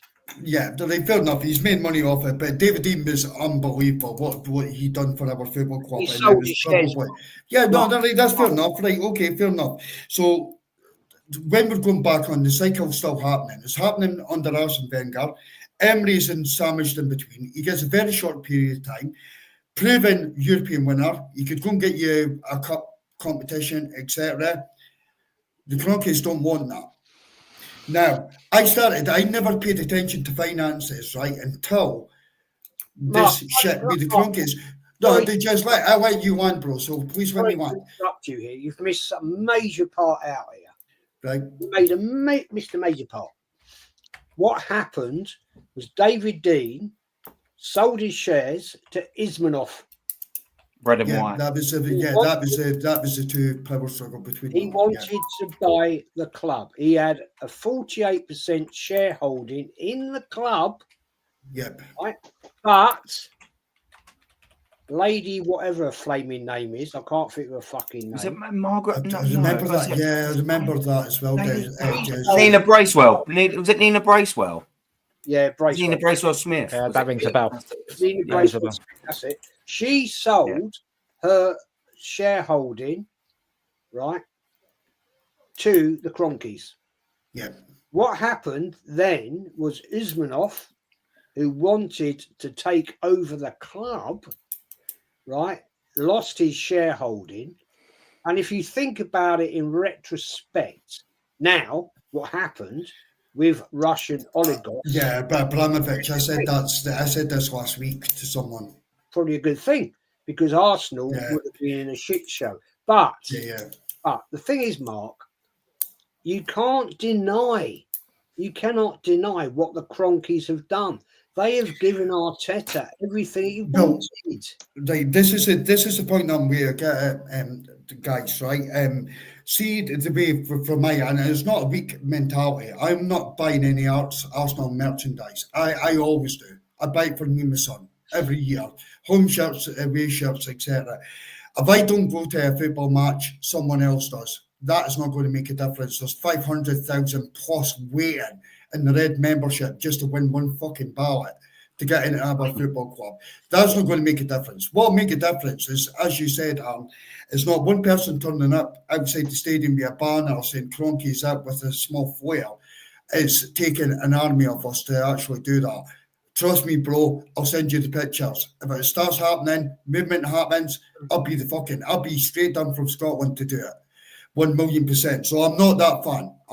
Mark, can I just jump in as well with something? Do you know what? I kind of don't mind. I kind of like your energy for the Cronkies and things like that. But you need to be having the same energy as well for the manager, because I want to stand and mark out on the manager and all. And it just baffles me a little bit. Like, well, I agree with what you're saying, but let me land on this. Same energy for the manager, bro. Jess, I will have it. Listen, I've got the same energy. As I said at the start before Jess came on, I said that about Saka. I love Saka. If we could put Saka on our bench and have a better right winger, Saka's on my bench. I don't care. This is Arsenal Football Club, not Player FC, not Manager FC, not Board FC. It's Arsenal FC. I want the trophies. But just let me land just for 2 seconds, Jess, because you guys are not letting me land. Both of you have came back at me. In 2014, Man City won the double. 2016, they bring in the best manager in the world, in Pep Guardiola. Pep inherited a double winning side. Since then, Pep Guardiola spent £1.8 billion to this point. These are facts, not me making up. These are facts. Arteta has not even spent half of that. Not even half. But he's progressed up until this season. Now, I don't want to go into all the financial figures. I could do more because I fucking hate KSE with a passion. I hate them. Last season, We're 2 points away from winning the league. We take it to the final day. We sell Emil Smith Rowe, Eddie Nketiah, Nelson. Well, some of these are loans. Tavares goes out on loan. There's other players go. Xhaka, Xhaka was the season before actually, but yeah. When these players leave, right? We taking over £100 million in revenue. We spend a net of 15 million. Nobody, the Carl Fury signing, I don't blame. I think Carl Fury is a player. Nobody knew what MLS would do. We needed that striker. We needed our ownership to pull us over the line. Now, the reason I mentioned the Emirates, and again, you guys don't like figures, and I appreciate that, but these are facts. £280 million of that stadium still outstanding. It should have been paid off. Still outstanding at this moment. No, it's not. No, it's still going to have a look at 2023, 2024. Have a look. There is also £80 million added on. They're all soft loans to the Cronkies, but there's £80 million being added on to that debt that should have been cleared. Is still standing there right now. Where have you got that from, Mark? Have a look at the financial statement that's came out. These guys are taking consultation fees out of the club. They're doing. Listen, just see where I'm at. See if Arteta goes. I think Arteta is a good manager. Right? And I'm entitled to that. Wait a minute, please. I'm away to land. Please, let's talk about finances. 2020 financial statement at Company's House showed that the Cronkies borrowed interest-free from the government during lockdown, right? £270 million, right? To actually keep the players and the staff not in they didn't have to pay them off and put them into whatever. Okay, so maybe that's the debt then. Maybe that's the debt, Jess. Hang on. You can go and look on Company's House tonight, tomorrow, at your leisure, right? In 2021, the Cronkies paid off the £285 million debt on. So you're saying that you're debt free. So you're saying you're debt free right now. We are debt free. Go and have a look, mate. Go and have a look. The financial figures came out. Hang on. The financial figures came out a couple of weeks ago, and we are not. Go and have a look on Company's House. I will do. No, hang on. I'm talking facts here. If you want the facts, listen to me, right? April the 4th this year, they have to put in their annual return. If you want to go tomorrow morning or whenever your leisure, go on Company's House. It's free. Google on Company's House, Arsenal Football Club Limited. You will see they have 2 reserve accounts and a current account and another account. They have £400 million in reserve. 400 million, right? They paid off the stadium debt, in 2021. It's soft loans.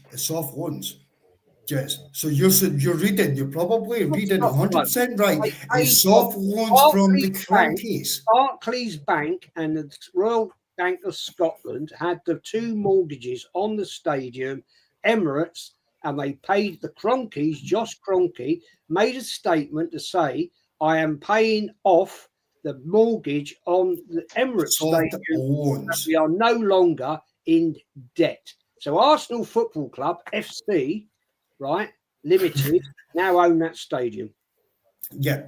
Fact. The Cronkies own that stadium, but Arsenal are still in that debt to soft loans to the Cronkies, and this came up in the Manchester City case. These are facts. This came up in the Manchester City case. Man City said Arsenal should be banned. Arsenal should be banned. Owners should be banned from giving soft loans. Jez, we have upped our debt by another £80 million, Jez. There's no probably, Jez, I'm not saying you're wrong, but you're reading it wrong. We I'm not have reading these it wrong. soft Mate, loans I to had the my own business. cronkies. I know how it works, right? I used to deal with this. There are no soft loans from the cronkies. Go, Mark, what I'm going to say to you right now, fella, right now, tomorrow morning, go look at Company's House. Well, Jez, and I'll come back to you. But in Company's House, I'll probably show that there isn't debt where we're, the Bank of Scotland or any other banks or anyone else, bar our ownership, the money. That money has went from 280 million to 360 million. It's went up 80 million. And these are consultation fees. Consultation fees. How? What it is, Jez, is basic creative accounting by the cronkies to take money out in dividends and do what the Glazers are doing at Man United. That's exactly what it is. You're telling me on an annual turnover of £560 million, fact, last season, Company's House returned. It's over 600 million, Jez. £560 million Over 600. No, don't sit here, Mark, and try and bullshit me with. I'm not bullshitting you, mate. I'm giving you facts. I'm giving you facts. Well, all right, I'll tell you what then. You've got the facts. £560 million annual turnover last season registered at Company's House. What were the dividends returned? Mate, I didn't go that deep into it. Do you know off the top of your head? So I'll write it down and check tomorrow. Don't bullshit me, mate. Because I used I'm to. not bullshitting you, mate. Mate, I'm not bullshitting you. I done a podcast. Where you get your facts from, then? I done a podcast on this a couple of weeks ago, and I didn't go into it. But the annual statement got put up. Well, come on, then give me your facts. I've just told you. Listen, Jez, honestly, I'm telling you, you're wrong. Anyway, get back to. Can we get back? I think you're wrong, mate. I think. Do you know what? I think you're just misplaced with your facts. But get back to Arteta. I get my facts, mate, from Company's House. Right, okay, Jez, if that's what you want to believe, on you go. But I'm telling you for a fact, we owe the cronkies over 360 million. No, we don't. In soft loans. Yeah, hang on, mate. Hang on. Let's get this right. Arsenal FC United Limited, which are owned by the cronkies. So Arsenal Football Club owe the cronkies. Really? Can I as well, just to cut you just quickly, Jez, as well, like, because if what you're saying is fact, like I always I actually side with Jez, not because I'm being biased, but if you what's your source? Because I'm interested. If you've got a website that I can go and have a little look, yeah. Do you know what? If you can tell me where you're getting your facts from, I'll have a little look at it. Because I'm with Jez. If we're I will DM both you wrong, guys. See tomorrow. then I'll DM you I'll guys. have a look at it. I'll DM you guys, and you can pull it up on the next podcast. I will DM. That's what I just want to know where you get the facts from. Because I'm siding with Jez. I'm siding with Jez because I've got the same information as Jez. But if you've got new information that we don't have, all I just have, if you could just send us the source, we'll have a little look at it. Absolutely, 100%. Where are you getting this information from? It's out, man. I'll get it over to you, Jez. I'm not going to say it on the podcast, but I will get it over to you. What you're telling me then is that what you're telling me here right now is Company House tells loads of lies. No. And you're getting your information from somewhere else that is factually correct. No, what happens? Jez, what happens is accounts are there they can be manipulated in various ways. At Company's House, and they get submitted, and then Company's House publish them. Company's House don't do all the due diligence against like a set of accounts. Fuck's sake, man! It's fucking Company's House. It's government.co.uk. It's government.uk. Yeah, nobody's. Jesus, okay. Are you sure? Guys, okay, believe what you want. But I'm telling you, Arsenal have a look at Manchester City. Manchester City came out during the fight against 115 charges, and they were talking about the soft loans cronkies have gave Arsenal. Would that not just be a deflection, though? That's a Like, deflection zone. do you not think it could just be a if deflection? it wasn't true, it wouldn't deflect, would it? Well, it did, because whether it's true or not, it negates away from the fact that It they've got 115 charges. They've asked the rules to be changed. Let's get into finance, right? I ran a multi-million-pound company. I'm not bullshitting you. You can go look me up. Advanced Heating and Plumbing on Company's House. I had an annual turnover of £3 million. Each year, I had to put my accounts in. There is no bullshit. Oh, he's gone now. No. He's still here. He's still You cannot lie to Company's House. You lie to Company's House, mate, and they come and fucking check you out. I've been there. I've had the VAT man around my office when I made a wrong return. And they go through every single thing. You can be £20,000 out, mate, and they'll be on you.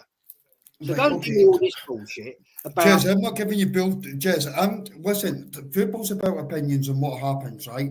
A lot of the stuff is stuff. But this isn't an opinion, though. This should be fact. This stuff. This is the stuff now we're talking fact based. The stuff that I'm reading and the stuff that I've been told as well. It's not just. I'm not making crap up. I would never come on a podcast and even try to bring my name down in any kind of way.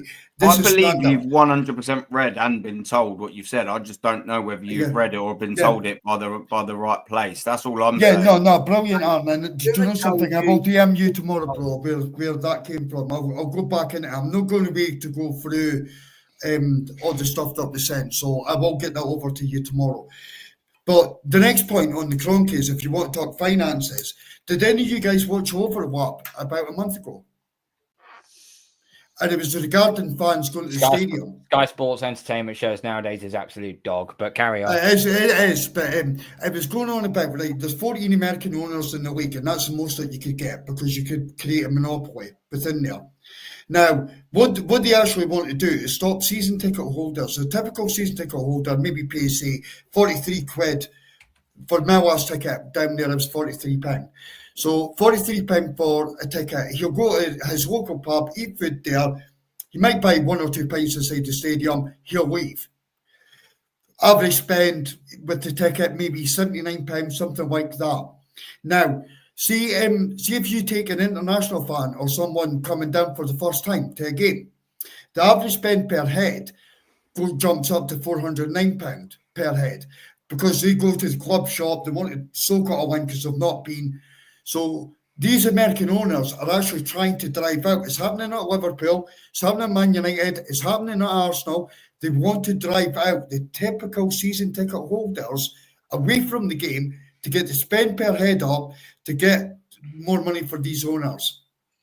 The Cronkies are doing the exact same thing at fucking Arsenal. The exact same thing. And we've not even touched on Arteta yet. But once we get in Arteta, I will work up there. This is on the Overlap. It was talking all clubs, not just Arsenal. It was all clubs, all the way across. Right now, there's plans in place, a £300 million upgrade on the Emirates and the infrastructure around the Emirates to take our revenue from £4.18 million per game up to the same as Spurs, over £5.18 million per game. Next thing, nobody speaks about that. Let's sack the manager.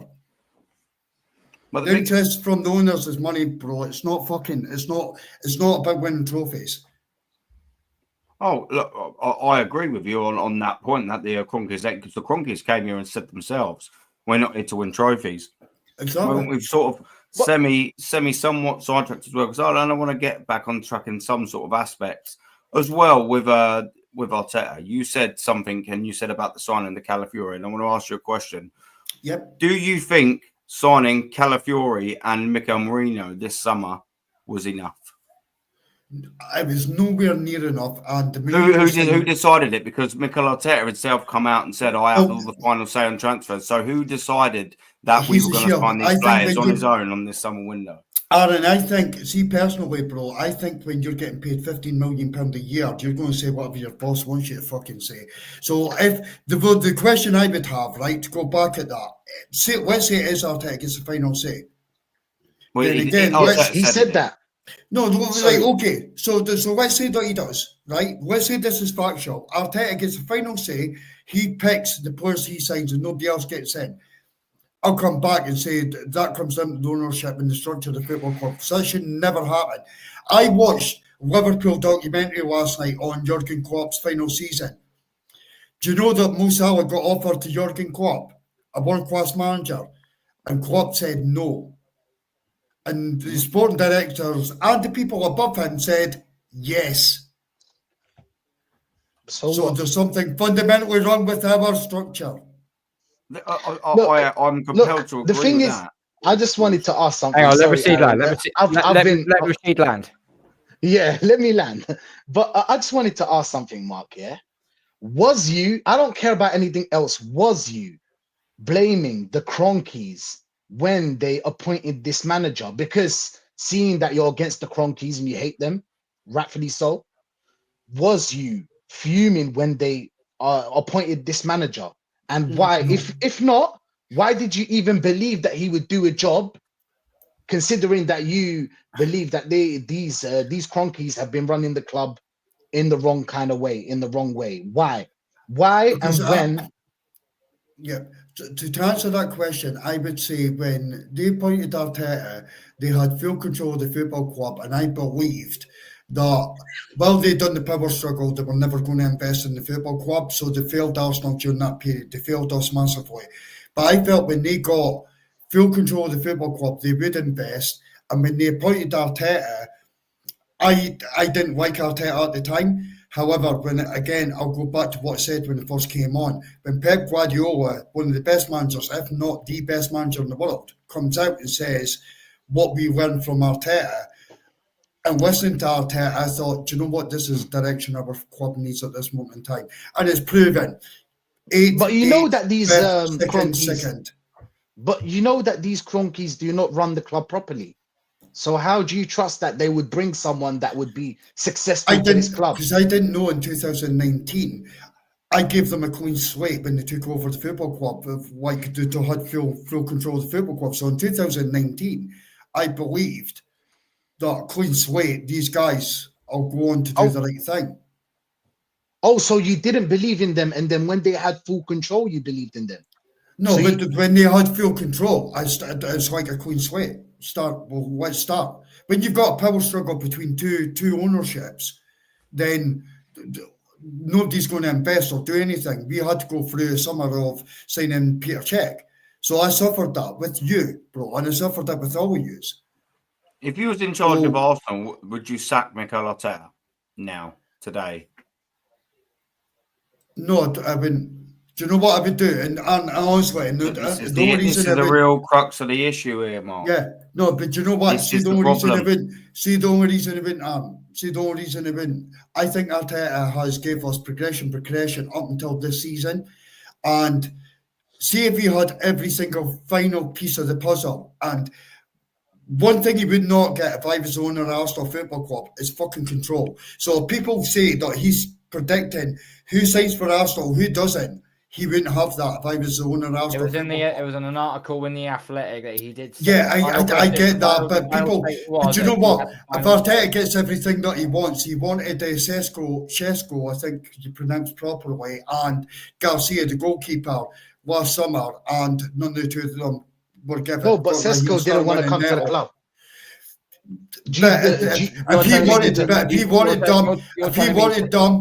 If he wanted them, the club should have went and got them. Šeško could have came to the club. He's playing for like a much smaller club than Arsenal, so he could have picked up like a. He could have. The club should have stretched out and done more, but they should have done the exact same of what Liverpool did, and that is Liverpool put a list of players down to the manager, say pick one out of this position. This is what we need. So the manager gets to say, the final player, but there's a list there. But when Mo Salah was going to Liverpool, Jurgen Klopp said no. And the club said yes. So that's where I'm at.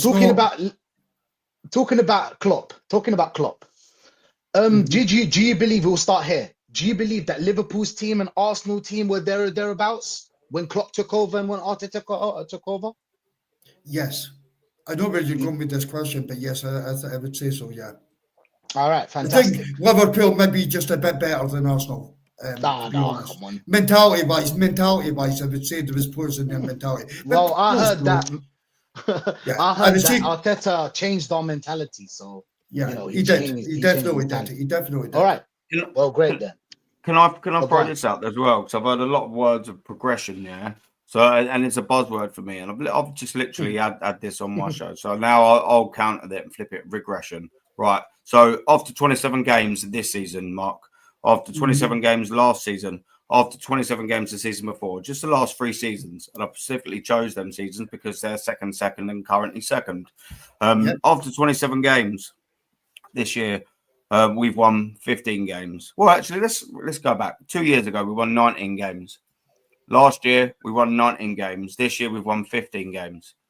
We've scored 2 years ago 62 goals. Apologies. Last season, 68 goals. This season, 51 goals. 2 seasons ago, we conceded 25. We bettered it last year by conceding only 23. This season, 23. So there's no improvement there. Our goal difference 2 years ago was 42. Apologies again. Last season was 45. This season, it's 28.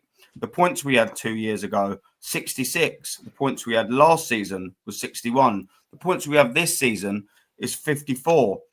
3 years ago, we were first, 5 points ahead of the leader. 2 years ago, last season, apologies, we were 2 points behind the leaders. This season, we're 13 points behind the leaders. Can you tell me where the progression is, please? Yeah, well, what do you see from that, and what do you see from that massively? My counter question back to you: would you say Arsenal squad was stronger last season than this season? Answer the Probably, question. yeah. Yeah, I'll so there's your question, regression then. So there's your regression. Look, And who's caused? Harry's giving you all the facts. He's giving you all the facts. And I'm giving it back, Jez. I'm like, Jez, this is a discussion. Like, we're only discussing. We're not falling out with anything. But Discussion here. our squad this season has regressed from last season. Whose fault is it? There you Whose go. fault is it? The owners. No, it's not. No, it's Fuck not. combination of both. It's the managers this season, definitely. I don't. Do you know something? Go and sack Arteta tomorrow. Go and sack Arteta tomorrow. And in 3 years' time, I'll jump on this podcast under the next manager speaking the same shit to you. Because the owners and the structure is fucking wrong. So why are the owners then going out getting another sporting director in? Obviously, they need a new sporting director, but why are they actually going for someone with more of a higher profile? Right, okay. Hang on, hold it. Let me know. They're going up. Apparently, what I'm hearing right now, Bertra from Atletico is the leading candidate. It's the leading candidate going to be taken for. He's had 12 years at Atletico Madrid. It's not the players that he has brought some very good players in, but it's his selling tactic that he has done. The amount of money he's got back for players, for the likes of Griezmann, the likes of Rodri. You know, there are a number of players he's got back up there.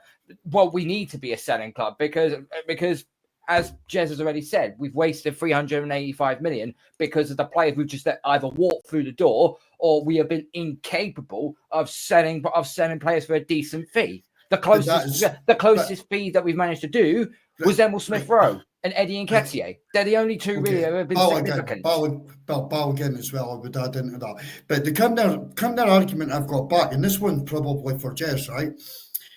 You've got the darkest days of Arsenal as an Arsenal fan, and you have Vinay that's at the football club, and he leads the ship all the way through the Arsene Wenger years, Emery, into Arteta, and the project is about to bang. We're missing a striker. We all know that. We could all agree here right now. We go out and buy an Isak last season or two seasons ago. We win a Premier League. We've not done it. Why did the manager spend £80 million on Calafiori and Marino this season when Gyökeres has an £80 million release clause then? You need a striker. Do you know something? I'll come back. That's not the board. Why did Vinay leave the football club when the project was way to bang? Why did Edu sign a new contract and refuse Nottingham Forest Group in the summer to only walk out 3 months later. Vinny, I had gone, mate, when that happened. No, I know he had, but he'd only left just beforehand. He was away. This project was way to bang.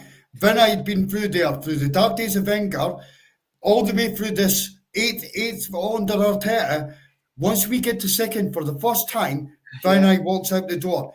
Why is that? That should be alarm bells in anybody's head. If that was me personally, my job, it was a way to bang. I'd be there to see the result at the end of it. Never happened.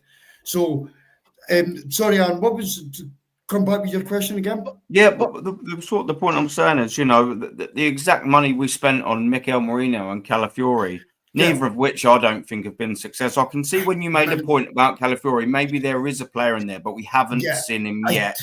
We spent that money, which is the equivalent to the release clause of Victor Gyökeres, which would have 100%. And but whose fault is that for signing? It's the manager that shows this. If Arteta's to blame for day two signings, then he has too much control at the football club. And again, that comes back me to the board, and it comes back to the ownership. That structure should not be in place. Arteta should not have that say. But they were conned. But they were conned. Just like you're conned. No, I'm not conned, bro. Merino is a bad signing, but he's a Euro winner. Right? He's a Euro winner. But he won the Euros. It wasn't the reason why they won it, though, was he? Do you know what I mean? He wasn't at all. He's a mid-table Spanish league midfielder. That's all he is. I would say the same. I've watched him, like, and I normally give players the time to adapt to coming to Arsenal Football Club. See, for me, I don't see his legs at all. So the Merino signing, bad, a horrendous signing for me. It's okay. The one on the Calafiori, I'm going to let that one happen because as I said in the chat, MLS, I love that player. I've got stocks in that player. I've watched him in the academy. I did not expect him, and I don't think any of us could come on a podcast and bullshit anyone by saying we expected him to explode the way he has this season. So, Mark, can I ask you a serious question here? Yeah, of course you can. Are you Arteta in or Arteta out? Arteta in. Out. In. 100%. Right. Give me a good reason why. The progression that we've made at the football club, and I believe that he's not been fully backed. Progression. He's had 5 years and spent £750 million, and we're regressing now. Let's not do £1 billion down. I said three-quarters. I said £750 million. To be fair, let me finish. But he spent like half of what Manchester City does, and they've got the best manager in the world. Sod Man City. We're on about now. Forget Man City are in the bin this season. Sorry, Liverpool. Forget Man City. Right, he spent £750 million. Right. Yeah. Some of them players he sold, he bought them. He can't sell them, Jez. That's not his job, unless we're blaming Arteta. No. He bought them. No, the Arsenal Football Club bought them. Let me finish what I'm saying.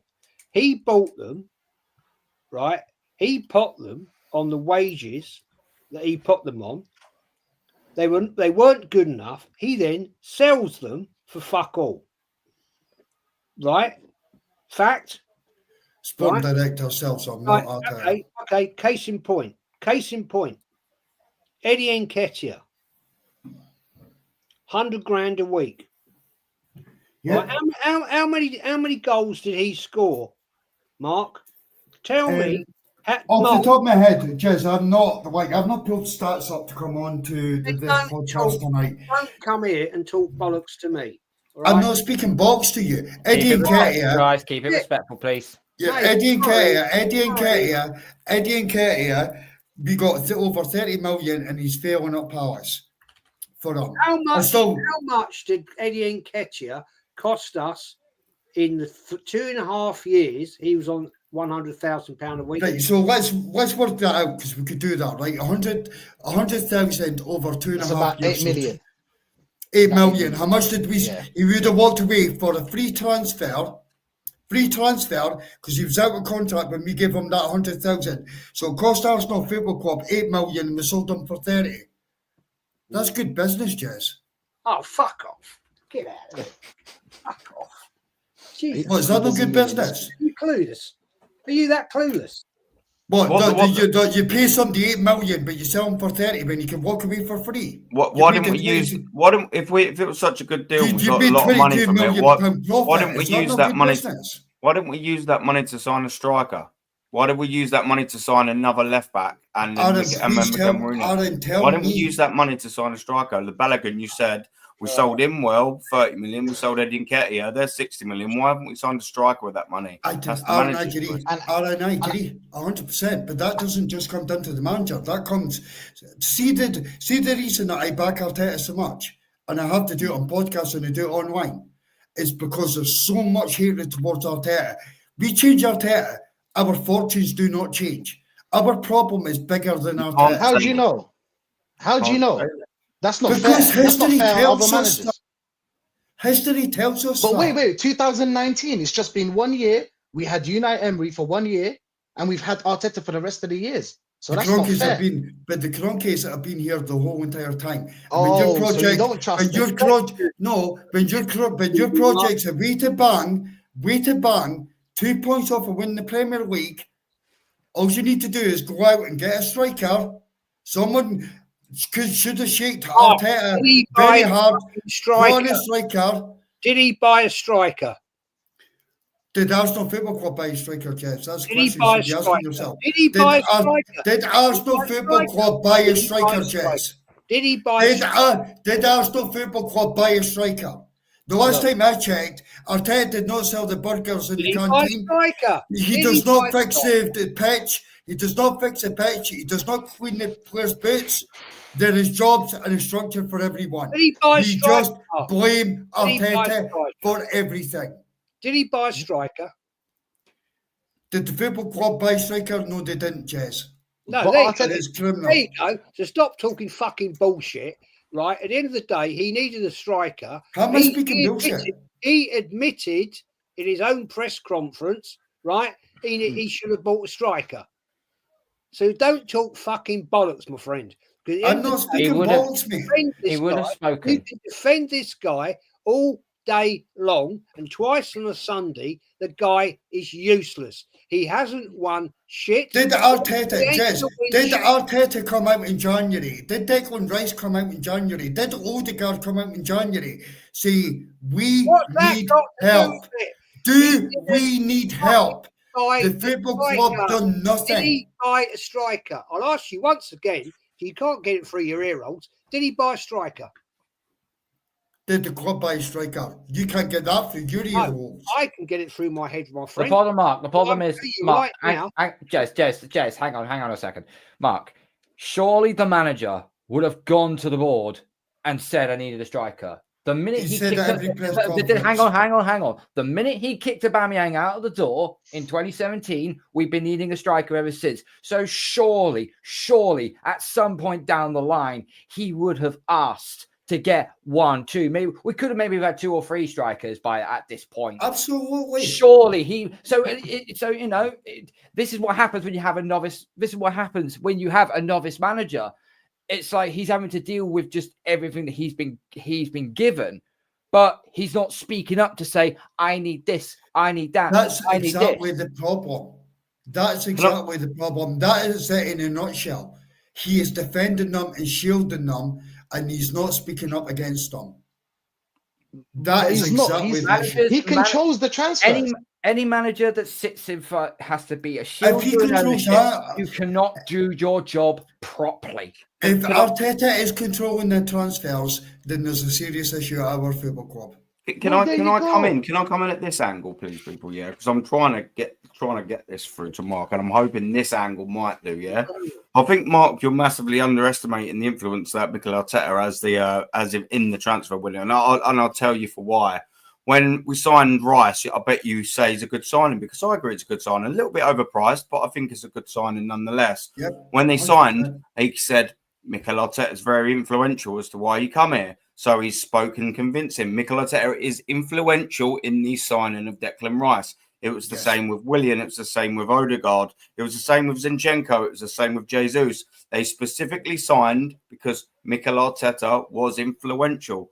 we can carry on. Mikel Merino, the same thing this season. Calafiori said the same thing this season. There's a very large list of players that Mikel Arteta has signed at this football club that currently play that said that Mikel Arteta is a massive reason why they joined, which is a 100% fact then that he has influence in the transfer market. So then when it doesn't go right, then we can't say that he's not down to do with so. So when you're saying Arsenal Football Club haven't signed a striker, you can't say that, because if you're saying that all of these players that you like, Mikel Arteta is influencing coming to the club, then you can't say that he hasn't signed a striker, because we've already just come to the conclusion that he has massive influence in the transfer market.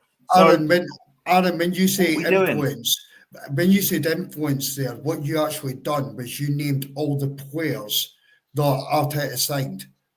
He was an influence to them. He wasn't an influence to signing for Arsenal. Yes, he was an influence. He was the influence to go to Declan Rice and say, please don't sign for Man City, Bayern Munich, Real Madrid, come to Arsenal.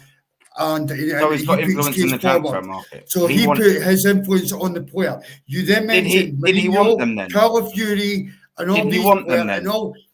Because if he didn't want them, then he wouldn't influence them to come to the club. But the club have to decide. His players he wanted. Did he want Kai Havertz? That was his boy. Kai Havertz has been brilliant. Kai Havertz has been brilliant. So let's not diss it, mate. Man City. You would love Kai Havertz natural number 9. Mark, I think you'll find that Man City, go back and check the facts, dropped out of the Rice bid at 85 million. Yeah. Right? They dropped out at 85 million. They said, nah, fuck it, we ain't paying no more. What West Ham did, right? They went cute and said, if you want this fucking bloke, this is what it's going to cost you. And if you go and look at the facts, Mark, they actually wanted 115 million. And what happened, right, was Arsenal went in and said, we'll give you 105. And the deal was done. So get your facts right again. You're wrong again. How am I wrong? Don't, Mark. Don't talk. How am I wrong? You come in here talking fucking bollocks. Get your facts. Yes, that's not nice, mate. It's a difference of opinion, bro. We're having a discussion. You're talking rubbish, man. Because what bollocks am I talking? I didn't speak about Declan Rice's transfer fee. And actually, if you want to know, it's £105 million add-ons. The add-ons have not been hit. That's for winning the Champions League and the Premier League. So Declan Rice cost Arsenal 100 million. Declan Rice is worth 100 million. That's the first time I spoke about the Declan Rice price tag, bro. I'm not speaking bollocks. You are. For what reason, Jez? You don't get your facts right. You're sitting here, right? I've counted you on 4 different things now because you haven't got your facts right. My facts are not your facts. That's the point you're making, because I am not agreeing with what you're saying. So therefore, you come at me speaking bollocks. Have I said to you once tonight, you're speaking bollocks? No. Have I disrespected you once tonight? Right. I've got my facts. Have I spoke to you disrespectfully once tonight? You've admitted you didn't know the finances, right? You came out. You pissed, bro. You came out with this bullshit, mate. Sorry. I speak it as I see it. You came out with your bullshit about you got this information about the funds of these soft loans from Arsenal from the Chronicles. And I said I've shared them tomorrow, and I will. Mate, I'm sitting here, right? Whilst you've been yakking, I've got it on the screen. Right? Okay. Do you want me to give you some hard facts right now? Shall I give you some hard facts about speaking bollocks and do you actually want to listen and learn? Yeah, I'll go on mute, bro. What up, Jez? On you go, bro. Right, okay. Currently, in 2 Arsenal reserves, this is Company's House, right? And this is the return from last year, 4th of April, 2024. I'm on the wrong page. Arsenal had an annual turnover of £680 million. The annual return, right, shows they made a profit, right, of £221 million. Out of that, there is then extended revenues to the fact of 180 million pounds on player salaries. You then have a further 92 million pound on fees and services to the club. That means employees, etc., maintenance, right? In the current account, 4th of April 2024, in reserve account 1, 195 million pounds. In reserve account 2, there's 170 million, with a deficit paid on transfer fees. So that gives them an overall profit of 681 million pound less tax at 40% plus costs VAT. So what are you telling me, fella? Where's these soft loans? Where's these soft loans to Cronkies? When you're reading accounts, when you read it, they're not there, Jess. You're absolutely right. And we should sack Mikel Arteta. You persuaded me tonight. You've given me all the facts. We sack Mikel Arteta tonight, bro. We're going to win the league with Zidane coming in, and life's all good. Jez, I think you should be able to read accounts a bit better than what you're currently doing. You've got a page up. You're reading what the club's putting out. Honestly, it's a lot deeper than that. And that's what we'll say to you. Big up Northside for the raid, bro. By the way. Big up Northside for the raid. Sorry, Mark. Go on. Oh, buddy, that's the first time it's ever happened. It's all good. Listen. The thing is, Mark, tell me the facts. Where's these soft loans? Listen, I jump on because I saw Arteta out, and that is it. So I've not got all the facts in front of me, or I would be sharing them with you, Jess. 1,000,000%. 1,000,000%. I would do it, and I will do it. I will come back at you on this. 1,000,000%. I'll jump on your channel. You can jump on my channel. I'm in the North Bank. You could come on. We could do it. There's no issues whatsoever. I'm more than happy to do it. And I will have the facts right in front of me. All I'm saying But I have came consistent tonight. Mark, Sorry? do not come at me without the facts, right? Because I always have my facts. Whether it's this, whether it's about players, whether it's about history, whatever. I've got the facts. Yeah, I came on to speak about Arteta. I didn't know that would be going in this deep, or it would have pulled up for Aaron when he called us a spastic. Mate, do you want me to give me facts about Arteta? I'll sit here for another hour and talk. Don't take it too personally either, mate. Do you know what I mean? It's frustrating. It's not personal. It's frustrating. Do you know what, Aaron? It's frustrating. We all want. See, the 5 people on here tonight. We all want the same thing. We all want that UCL above our head. We all want the Premier League. I just see that our issues are a lot deeper than Arteta. But four of us want the manager out, and you don't. And we're trying to show you why. But you I respect, mate. That to be fair, there's 4 of us here with a different opinion to you. I respect that you've come on and had an opinion. I do, and I also appreciate the fact that you've got some energy going against the Cronkies. I agree, and I've agreed with some of the things that you've said. But every time that we've tried pressing you and we've given you cold hard facts and statistics about this manager, you don't want none of it, mate. And that's the point that I was saying to you earlier when I said them words. Whatever. The point that I'm trying to say is we will not get anywhere when there is a bit of delusion. And you don't want to hear it, but you are a little bit deluded with it. I don't mean that personally, mate, because look, like I said, I'm just saying the problem is that we are giving you, I've given you quite a lot of facts. Jez has given you a lot of facts. We've given you a lot of facts. When I read out on the stats, they are for statistical facts. The point is you don't want to listen to any of them. You're like, so it's a little tricky. It's tricky. Can I give you one problem fact? In the fan base, mate? Go on. Can I give you one fact right now, Alan? Arsenal have a 53% wage to revenue ratio. It's the second lowest in the Premier League.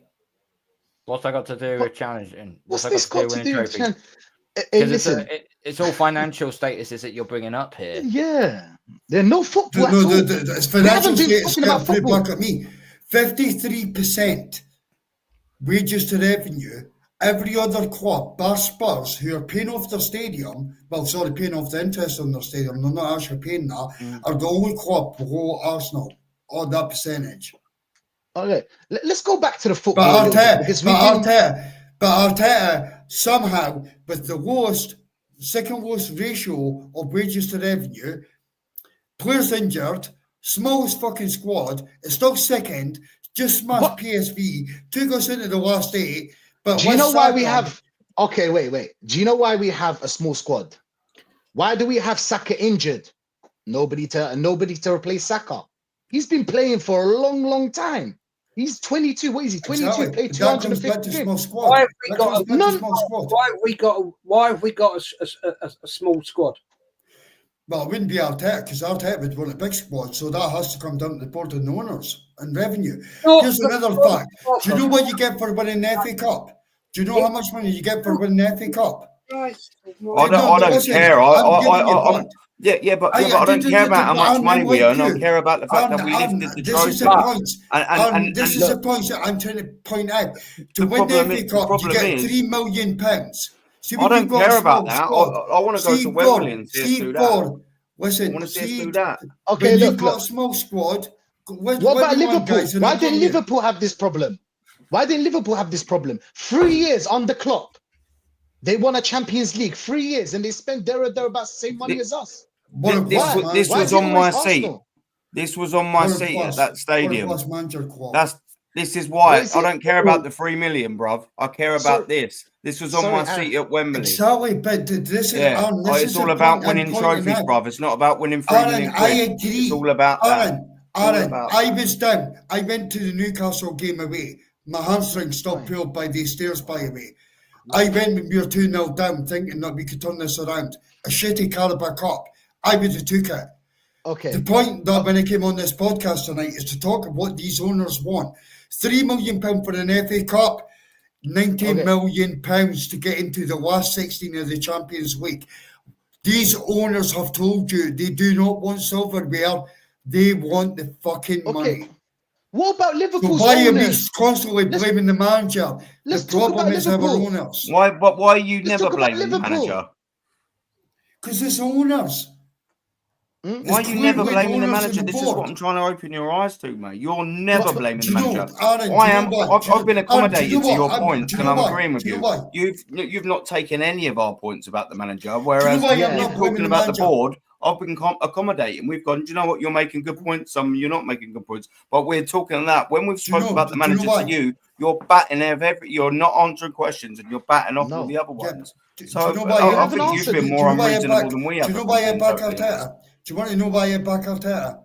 I'm dying to know. Because I absolutely loved Arsene Wenger. Beyond belief. The greatest thing ever to happen to my football club. And seeing these owners and what they fucking did to him, they're doing the same to Arteta. So for me, changing Wenger does not matter. Change Arteta does not matter. The same shit's still going on at my football club. How do you know that's not fair? And it breaks my fucking heart. It breaks my fucking heart. Wait. That's not fair on other managers, first of all. That is not fair on other managers, because you could bring in a manager and you could do well. So please don't. Now let's talk about how Liverpool were successful under a top-class manager like Klopp, spent the same money as us and had the same team as us. Let's talk about football a little bit. We've been talking about financials, how much we get for the cup, how much we get for the Champions League, but a lot of things. Let's talk about football. 6 years, Klopp was in this team. He won the Champions League in the 3rd year with the same amount of money spent. Amazing manager. I watched his documentary last night. Oh man, Arsenal. Why don't we get an amazing manager? You've just said amazing manager. Right, fair enough. Cronkies, the board. Have you got any goodness in you? Go and find me a Jurgen Klopp. Arteta tomorrow. I'm taking him. I'm lifting that UCL. Wait. Don't. I'm not Arteta FC. I'm Arsenal FC. Don't deflect now. Wait. I'm not deflecting. I'm being honest. I'm being honest. No. Because we talked about everything else apart from the ball, apart from football. You just said that because Klopp, the Liverpool did what they did because of Klopp, because he's an incredible manager, which we all agree here. Why don't we get a manager like him? So Arteta is not an incredible manager like you've painted him up to be. Because you've been telling us progression and progression and progression and progression. And we've been waiting and waiting. I've been consistent since I've came on, and I'm backing Arteta because I don't think Arteta is the issue. We haven't talked about football yet. We just started. We just started. We just started. Yeah. So I don't completely blame Arteta. I think at this moment in time, I think this board and this. Don't put the comments up. I'm trying not to read them. I'll read them later. But I'm so far behind, but carry on, mate. I think that this board at this moment in time and these ownership are not capable of going out and getting Jurgen Klopp. I watched his documentary last night, and my fucking God, honestly, what Jurgen done throughout his career it's breathtaking. And I actually think he's a better manager than Pep Guardiola. That's my but Liverpool spent less than us. Can I ask you a question? May I ask you a question? Yeah, of course you can. Who is the board at Arsenal? Dude, right, you've got Garlic in there. You've got Aya in there. I've been answering this in the GCs recently, so I do know the fucking board. Go on then. Off the top of my head, there's a Lord in there as well. Off the top of my head, I couldn't ping the names off, Jez. You're just trying to trip me up and make me look stupid. No. I mean, if you know your football club, you should know the board. But I do know the board. I do. But off the top of my head, I don't like them, so don't speak about them normally. You keep mentioning the board, right? So you keep mentioning the board, right? You're calling them out and you're hanging them out to dry, yes, which you keep doing. So who are they? Who are these people? I can name you all now. Go, Jess. That makes you look better than me. On you go. Well, you're an Arsenal fan. You should know the board. Should I? Yeah, you should. Why? Yeah, of course you should. You're an Arsenal fan. You should know who's up running the club. I do. Jess, sorry. Sorry, I do a podcast with Des, so I do apologise. Jez, I pay attention to this board as much as I can. It's in our group chat all the time. We do constant talk about them. Off the top of my head, right now, for a couple of years, I'm on a podcast with you guys. I'm not going to rattle off the fucking names for you, bro. So at the end of the day, Mark, Jason, I respectfully to you, yeah, I know nothing at all, and I should keep my face shut. And Jez, you win. Is that what you're saying? Because I can't name the board members. Don't be like that. No, hang on. I'm just respectfully to you, right? Don't keep. All I'm saying to you is this: don't keep on about criticising the board if you can't name them. If you can't name them, then you shouldn't criticise them. Absolutely. So you're right. So Arteta should be sacked, and we should keep the board, and we should keep KSE. And the 20 odd years I held up we went through, it's all Arteta's fault, even though he's only been in place since 2019. Mark, let me just educate you here, right? And I'm going to educate you here, right? The board of directors at Arsenal Football Club, yeah, you can't name them, I can. We're here before. Because you put it on your screen, Jess. You're putting it on your screen right now. Shut up. I'm educating you. You can't name them. This lot were here before the Cronkies. All of them. Apart from Tim Lewis and Garlic Head, the rest of the board, right, were here before the Cronkies. Now, if you, I assume you know how a business works. Yep, I do. Right. Explain to me how it works then. How does this board of directors at Arsenal work? It should work within a structure. So it would come from when Stan handed over the keys to Josh. what should happen is Josh would have the final say on the purse strings, etc. The board of directors would all have, you would have like a chairman. The chairman is obviously Josh. Underneath him, no, he's not. He's not the chairman. He's right? not. Okay, right. So Stan's the chairman then. No, he's not. No, he's not. No, who's the chairman then? Well, you know. Well, I'm asking. Do you know who the CEO? It's the CEO. It's Richard Garlick. Tim Lewis. Tim Lewis, right, okay, so get that wrong. So Tim Lewis, right. So the way it should work, you asked about the structure. The way it should work, you would have your CEO rather than the chairman. You would come down, you would have a financial director, you would have a commercial director, then there would be there's another director in there. Then underneath that, you would then have another structure of people within the board.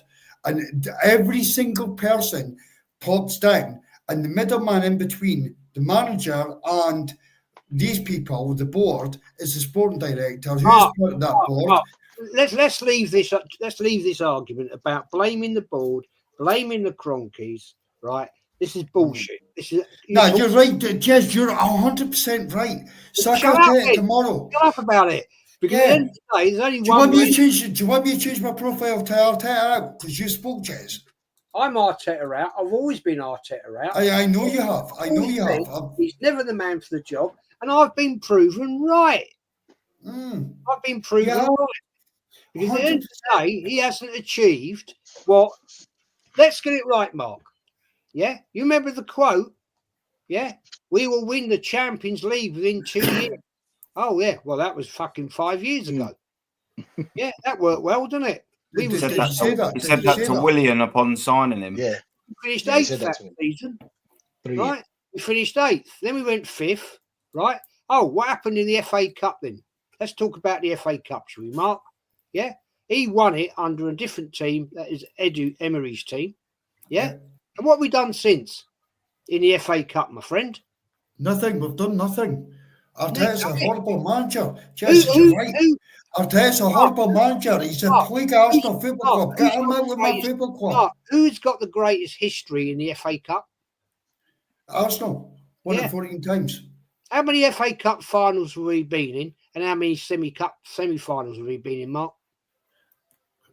Jess, seriously, you going this low? Come on, mate. Tell me, please. You're an Arsenal fan. You know. How many? Not as much as you, Jess. Jess, you've convinced me tonight. You're the man. You're the man. I need to sign ARTETA tomorrow. I'm going to change my profile. No need to be That's low. That's low. That's low. That's low. No, this is fucking low from Jess. If you want to speak football, let's speak football, bro. I told you I've not came up with stats. A couple of guys were holding the podcast. I came up for my reason why ARTETA is not the issue. You don't like it because you're part of a certain person's podcast that I don't like. Mark, I'm trying to put this into a balance. If you let me finish, right? I'm trying to put this into an argument that you might actually believe, right? Okay. I'm not taking the piss out of you. I would never do that to anyone. What I'm trying to say to you is, you're not taking the piss out of me at all. If you'd shut up for 1 minute, right? Yeah. If you listen, what I'm trying to tell you here is fact. This manager is ruining the level of this club. We've been in, right, 21 cup finals in the FA Cup, 21 semi-finals. We've won 14. That's the biggest, highest record of any football club in English history. This guy, Mark, has disregarded the FA Cup, right? Point one. This is point one, right? We've only won 2 league cups, but yet we've been in, right? We've been in 6 cup finals. I can name them all. I was at nearly all of them, right? This guy has thrown us out in 2 semi-finals in 3 years, Okay. in recent years, right? So, We've not fact, got that far now. Carver Cup until that's this year, fact but 2. That is fact 2. okay. Fact 3, right? He is capitulated in the Premier League, having been in prime position, and now we have regressed. Where, Mark, respectfully, have we progressed? Okay. Right, can I Don't- answer any? Am I allowed to answer any of that? Don't bring into the argument about stuffing PSV 7-1. That's bullshit. And No, I I'm not also going to. read you out the whole entire statistics from the last 2 seasons, and we've Right, regressed so- in every so- single metric. Mark, Yeah. what I've just given Right. you there, Okay. So can I land, or are you going to interrupt me and argue back? The FA Cup, as I said previously, brings in a revenue of 3 million. Our owners are uninterested. Therefore, with a small squad, they want to go deep in the Champions League because it brings in 90 million. I point this out time and time again, but we blame Arteta for having a small squad. Fair play. So that's that one put to bed. I like our legacy in the FA Cup, and I'm up for it 100%. So thank you for the 21 finals, 21 semi-finals. We've won 14 of them. I'm proud of that. Arteta and me and you guys want a Premier League or an FA Cup, Champions League above our head. Above that, the owners want the price tag of a small squad with the wages to revenue budget, second smallest in the league, to go for making sure we are taking in more money, more money, more money, more money, season on season. Again, that is facts, Jez. That's facts. Me, I'm different, but these are facts. Hmm. The League Yeah, Cup. but with The League Cup, we have not won the League Cup since the year I started supporting Arsenal. 1994.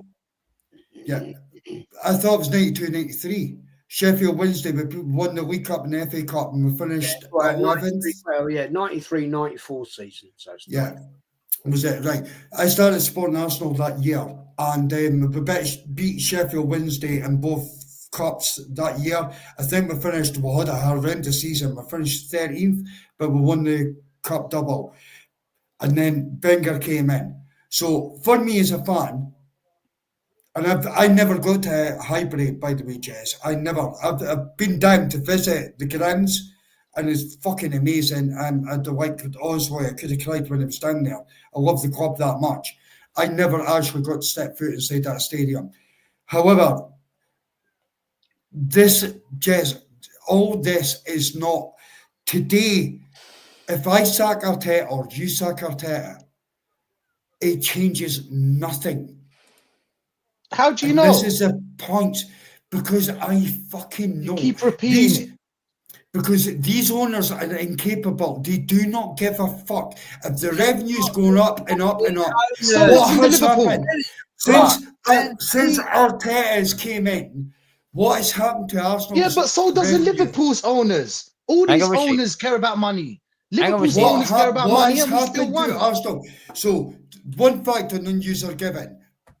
What has happened to Arsenal's revenue from 2019 until today? I Well, just they've lost a told lot of you money that. in transfer sales, I told can you. tell you that. You not listen, man. What's happened to the Right. increase? What is the increase told year on you. year? What is the You not increase listen. year on year? This will point out my fact about KSE. What is the Merchandise increase lines. from Mark, 2019 I've just until given you today? What is the all- increase year on year? Are you this fucking deluded? I've just told See you. again, Jess, I have never how called much you money deluded. Arsenal has Jess, got. I have not insulted you once. You called me deluded because I am not Oh, agreeing with you're your not listening opinion. to me. You're not. I gave you all the facts. I just said to you, I was on the bloody company's house website. I gave you all the facts and figures. Well, give me You're not facts listening. now. Give me the percentage from 2019 until 2025 of Arsenal's revenue. How much are we increasing per year?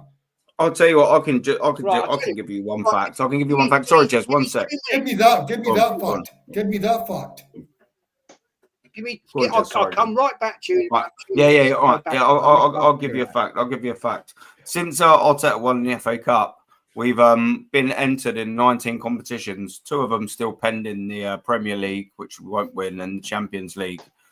Since we won the FA Cup, we've lost, failed, been unsuccessful in 17 consecutive competitions that we've entered. When we don't win the league this year, that'll be 18 consecutive failures.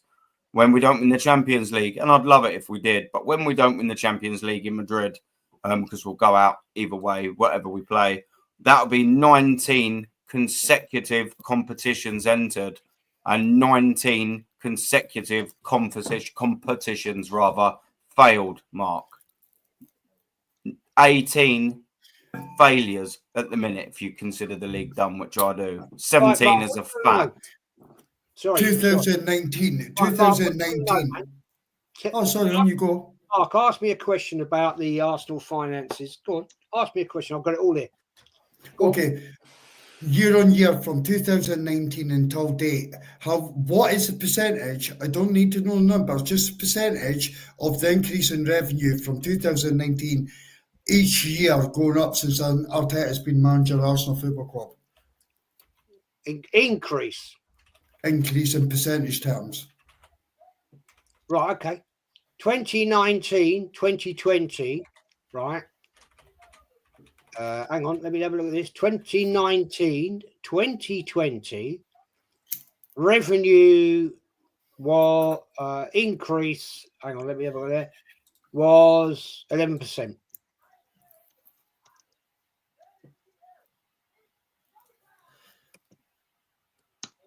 Hello? 11%. Hello. Is he gone? I don't know. Maybe he's having a little look. Oh, there you go, people. There you go, people. Maybe he's checking whoever's giving the facts. I don't know. Are you not entertained, people? I'm still here. I'm still here. Right. 2019-20, increase in revenue, profit after everything, 11%. 11%. So it's only increased. So just the total revenue is only increased 11%. Yeah. Yeah. Yeah. Go on. Ask me another. No, I want year on year. Just year on year up until today. So 1920. Right. Hang on. Let me click 2 down there. 2021. 8%. That's COVID. Yeah, that would be. That's COVID.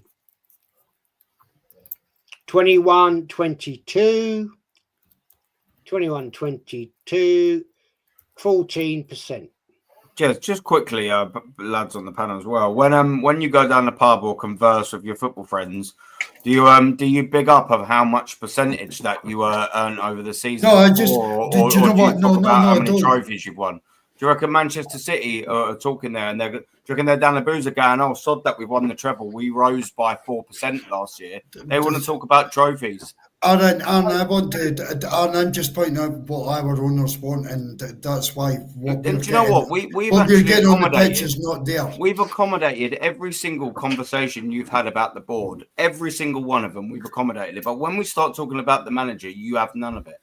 Yeah. By the way, Mark, 2019, 2020, for your information, my fella, the Cronkies paid £285 million to pay off Barclays and Scottish. Brilliant.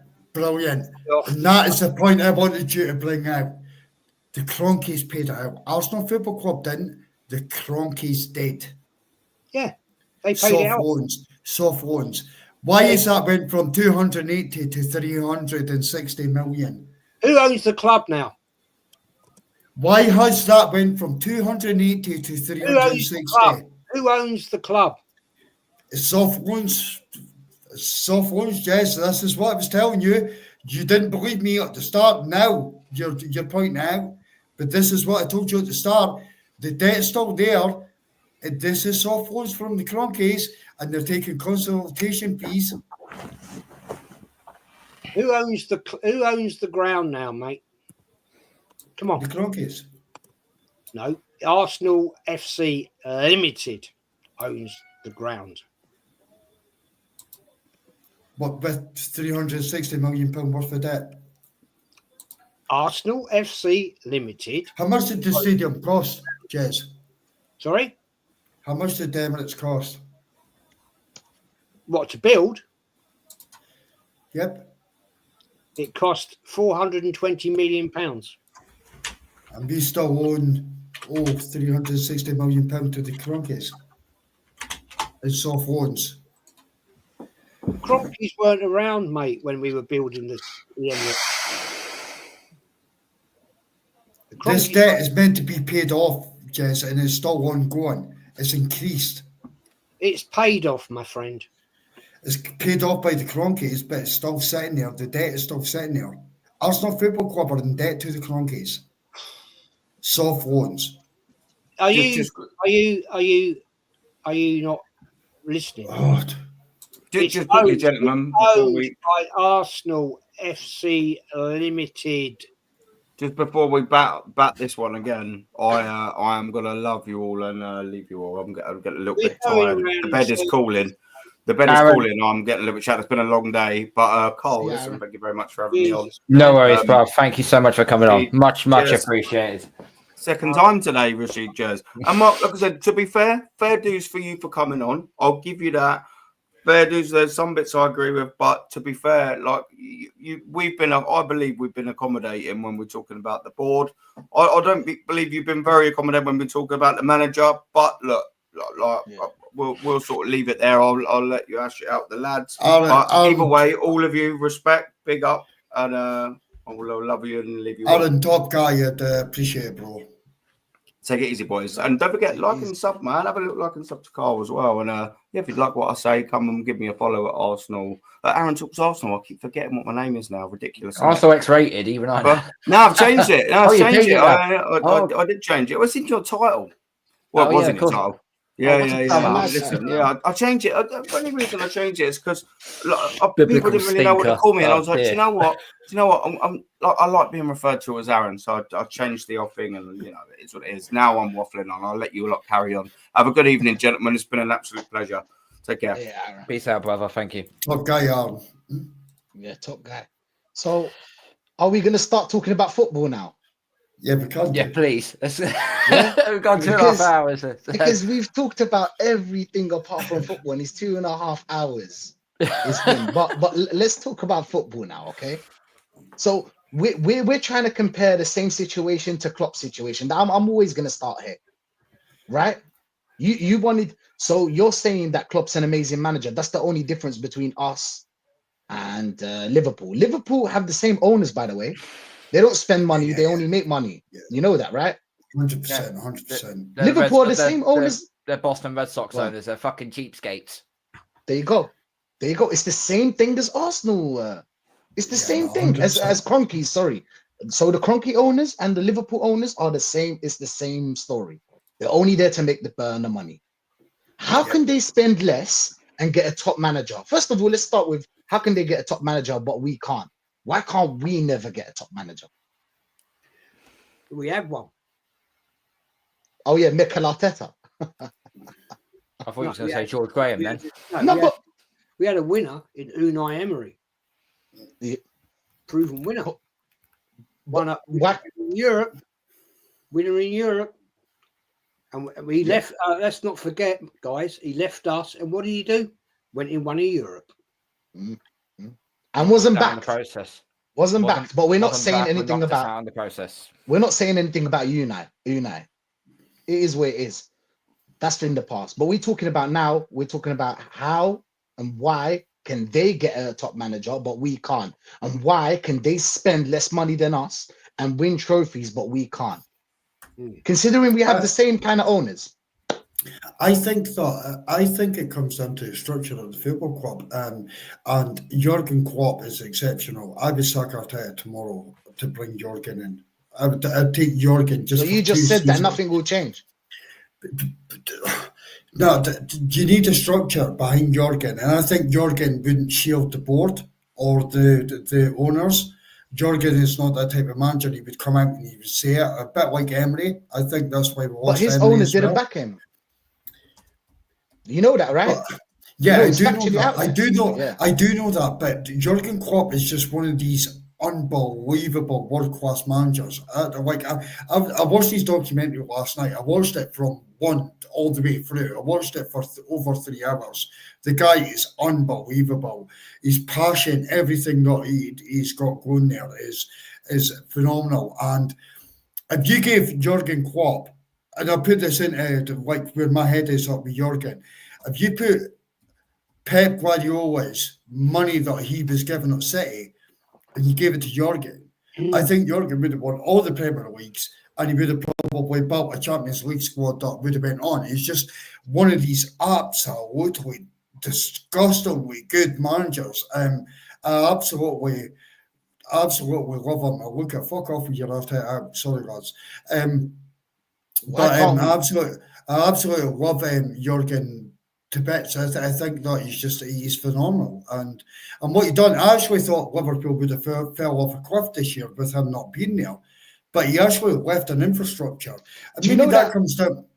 Maybe that comes down to the owners and the board as well. Well, the owners and the board are the same as Arsenal owners. Actually, they downpay.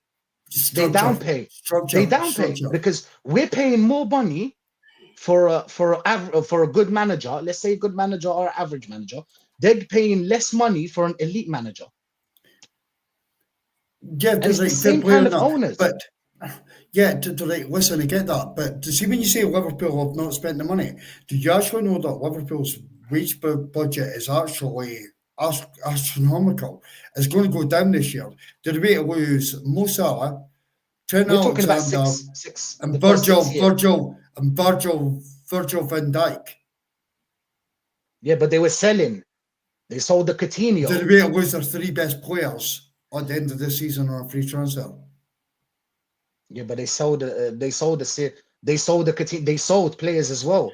Wow, making money. The bargaining chip of Coutinho for 143 million is what they sold him for. But when did they sell him? Why does that make that okay for what's going to happen at the end of this season? Because they use that money to get partly for Salah and partly for Virgil van Dijk, the 2 main cornerstones of that Liverpool team. They paid 27 for Salah. But these guys are about to walk away from the football club on a free transfer at the end of the season. Who are we talking about? Salah and Van Dijk, and we're not talking about. We're talking about the same seasons. We're talking about 6 seasons. We're talking about Arteta. How long has Arteta been here? 6 seasons. We're talking about 6 seasons. Yeah. We're talking about 6 seasons. Like if you could go and give me. I don't have trust in this board or these. But why can't we? Don't you think money? Okay, here's a question. Don't you think everybody has a price? You've seen it. You've seen it in football. Everybody has a price. Correct? I think. Do you know something? Yeah, I think that I'll just give names. No, I'm not saying that's good enough for Arsenal Football Club at this moment in time. But say if I give you a Mourinho, for instance, he's left Tottenham, and he called out the board, and he called out the ownership, and he's just like absolutely discontent. He's not the only person to do it, not the only manager to go in there and do it. And he came out. Arsenal Football Club would never ever take a manager like that.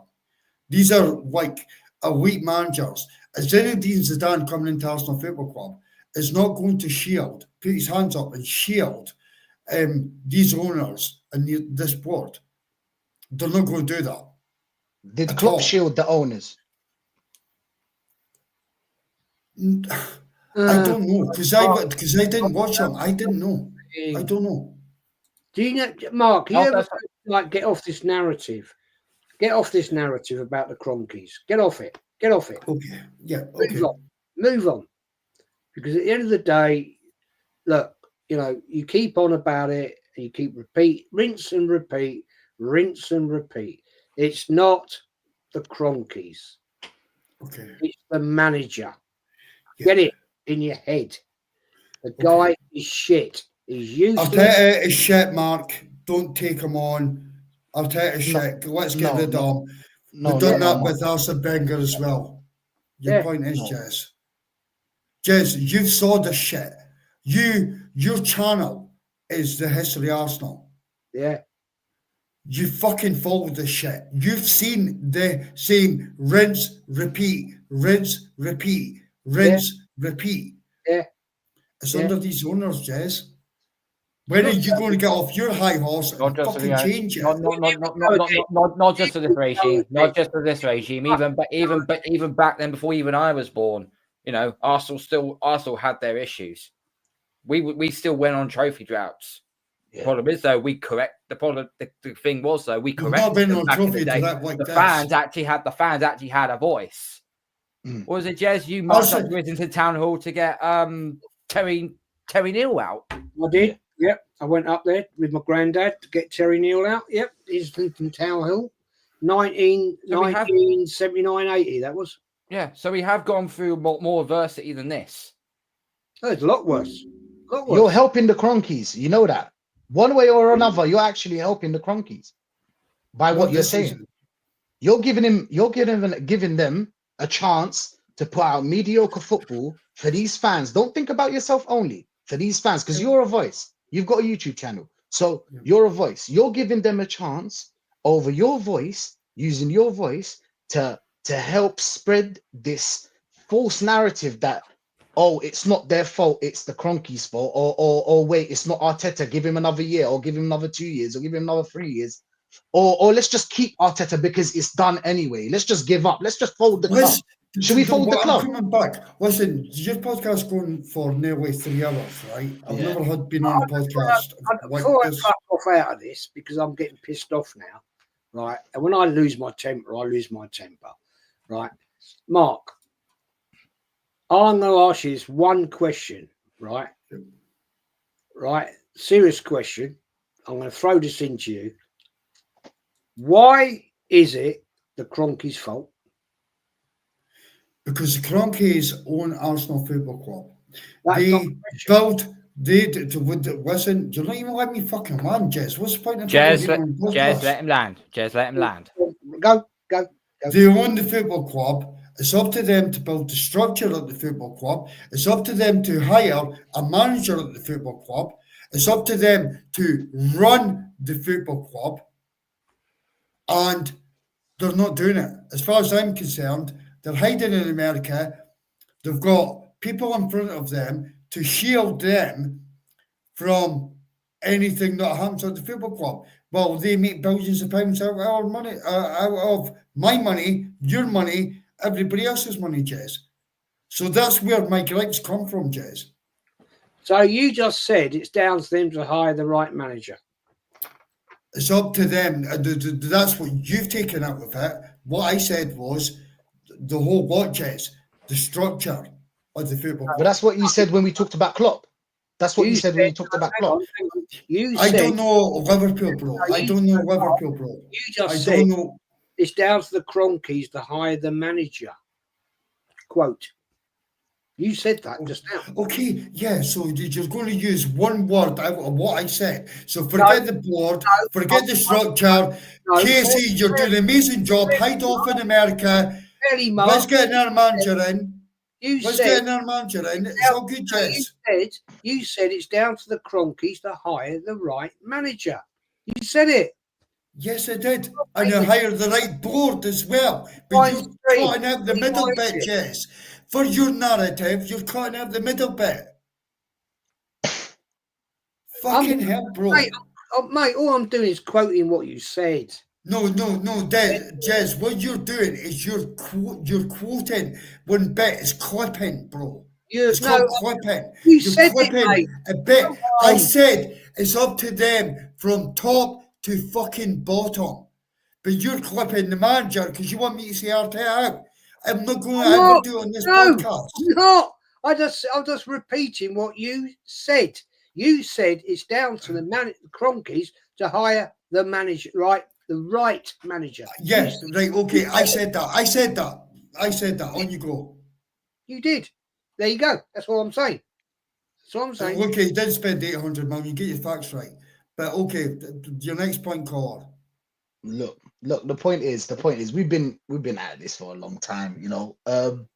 Look, we've come to a point. We've just come to a point where, like, you're saying that the Liverpool board should hire, or Liverpool board hired a top class manager with less money than us, and we spent more money than Liverpool and hired a manager that won us absolutely nothing, and that's okay. So it's still the board's fault. No, They spent more money on it. The Liverpool. Right, okay, and that's fair enough. But what I would say is Liverpool have got a structure in place. If what people are saying, what people believe, like they're flies on the wall at Arsenal Football Club and know exactly what's going on, when Arsenal Football Club give nothing away, just you get some reporters put something in a newspaper and everybody believes it online, or speak shit for clicks, because there's a lot of them. Jez, you've got a very good friend in Madrid over there that does that for money. But yours, so you're speaking shit though. Why are you? I'm not speaking shit at all, because I don't fucking know, bro. I'm not a fly in the wall at Arsenal Football Club. But what I do know is Liverpool, for Klopp to do that, there must have been an amazing fucking structure put above him. And what I did say, and I openly said, he did not want Salah. It's on the documentary. It came out, their word, it came out of his mouth. What happened was the board came back and said Salah. So what? They came back and said he's Salah. the one that made him. He's the one that made Salah. Well, Arteta says it's Havertz because you don't want Havertz. If Arteta comes out and says he wants Raheem Sterling rather than Nico Williams, if he says that he wants Tavares rather than some fucking amazing left back, or he buys 17 goalkeepers, then that's on the structure of the football club. That's not an Arteta. And if the why is that not Arteta? He wanted it. He wanted that. But if that's true, then what that means is that Arteta's got too much say on our football club, and the structure's broken. So it's down to the owners regardless. That so didn't he has happen more under say than Liverpool. us. Is that what you're saying? He has more say. He has more say than the board. Is that what you're saying? Is that a problem? That's the problem. You guys are saying that Arteta has more say. I'm saying no. We want Arteta to completely leave the club. No. We're not saying the problem is every single person says that Arteta has too much power in Arsenal Football Club. No. We want him completely out. You've got the wrong people. Right. Okay. Completely put him out. However, when the next manager we want a Klopp. That's what we want. We want a Klopp. No. We want someone of the elite manager. Yeah, Zinedine Zidane. Right now, he's sitting down. Right now. Yeah. Zinedine Zidane. Go and get him. That's the point. That's the point we're making. Did Zidane make Real Madrid win anything without a checkbook? But that's not. Well, we have a checkbook. No. We spent 800 million. How much did Zidane spend? What do you mean? How much did Zidane spend? We spent more than Real Madrid the last 10 years. I think. Is it 10 years? I think it's 10 years. Right? Is it 10 years? Right? Something like that. I don't know. Yeah. Correct me if I'm wrong. Let's do it season on season then. Do it season on season. Yeah.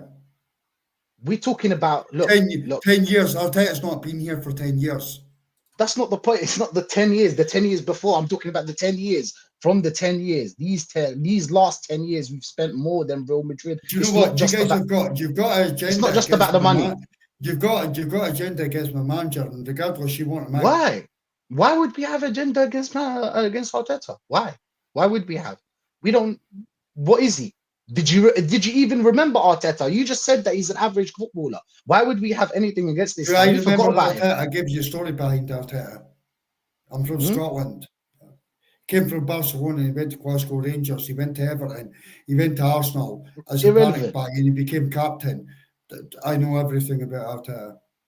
Yeah, but everybody forgot. Nobody in their right mind for you know what? Let's go get Arteta. He's Pep Guardiola's second. No, let's be real. We forgot about Arteta was Arteta. actually offered the academy job as well because Arsenal That wanted would to be retain better. him. That would be better. Our Arsenal Football Club actually wanted Arteta to be the academy coach while he's doing his coaching badges, but he had promised Pep Guardiola that he would actually go over to Manchester City and work back with Pep because he played football with Pep Guardiola. Did you know that? Yeah, but what kind of football are we seeing now? What kind of football did he learn from Pep Guardiola? Possession based. The only thing is he's still playing with the false nine, and Do you he needs to actually play think with a real Arteta nine. was a good footballer at Arsenal? No, I don't. No, not standard Arsenal Football Club. No, I agree with you. I agree with you. Do you think he was a good footballer at Rangers? No, Do you think he was a good footballer at Everton? no. So why do you think this guy is some matriarch, fantastic manager at Arsenal? Because I think that the best managers out there. No, we Madrid is 100%. Anyway, I think some of the best managers out there have been ex-players that have not been very good in their career. I've not seen Thierry Henry a good manager. No. No. That's exactly my point. It's the opposite to that. Finish off. Was Patrick Vieira a good manager? No. Better players than Arteta? Yeah. Was Rooney a great manager? No. No. Okay. Where do you want me to go Lampard, Gerrard. Where do you want me to go on? What he's basically trying. What he's basically trying to say is all high quality players don't usually turn out to be very good. And I'm saying that as well. There is a very small few that have been great, all-time greats, and have gone on to be very, very good coaches. And the only one I can think off the top of my head, as it currently stands, anybody in the chat that can put it in as well, is Zinedine Zidane. Fantastic player for Real Madrid, and he freaking ended up winning the La Liga Champions League with the better coach. Can I just finish my question? Go for it, Jez. Can I just finish my question, mate? Go for it, Jez. I have to say, what a fucking brilliant channel this is. People, like and subscribe. Get this man to more subscribers.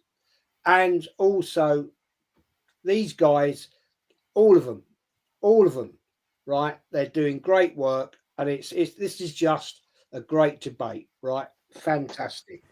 Yeah. I love it. I honestly have enjoyed tonight. I've honestly enjoyed tonight. It's great having a debate with different people. My parting question is, Mark, this. Yeah. Right? You've just made a statement which we've debated, we agree with, right? Yep. So what makes you think Arteta wasn't great player at Arsenal? He wasn't a great player at Glasgow Rangers. He wasn't a great player at Everton. Never got in the Spanish international team. So we've just said great players that haven't become great managers. Right? Yeah, we agreed on it. Yep. What makes him a great fucking manager then? Because I said that he's not a great player. He what? I said that Arteta was not a great player, so I'm agreeing with you 1,000,000%, bro.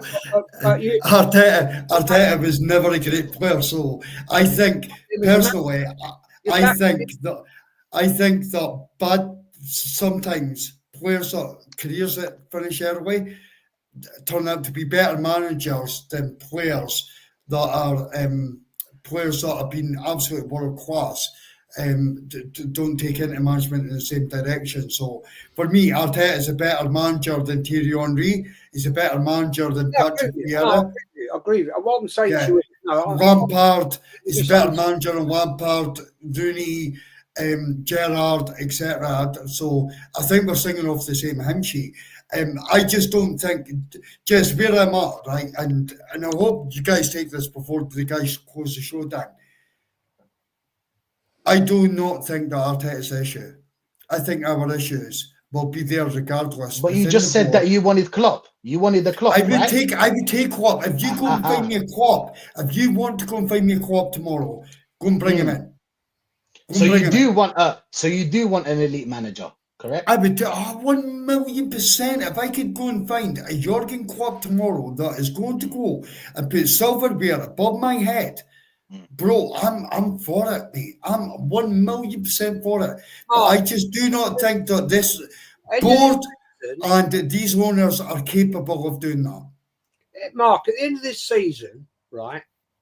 Yeah. Hypothetically, when Arsenal get knocked out in the Champions League against Real Madrid or Atletico, let's be real. Yeah. Be real. We're out. We're gone. We'll see you later, right? Would you agree that he's had his time, he's done his time, he should fuck off, and we bring in another manager? Would you agree? No, I wouldn't. You wouldn't. Why? Because again, like I keep repeating, our problems are not our manager. Our problems are the owners and forget that narrative. Forget that narrative. That's bullshit. Do you know what, Jez, if I'm being honest, I think the guys want... Jez, just let me land on this and then, because I'm not going to change my stance.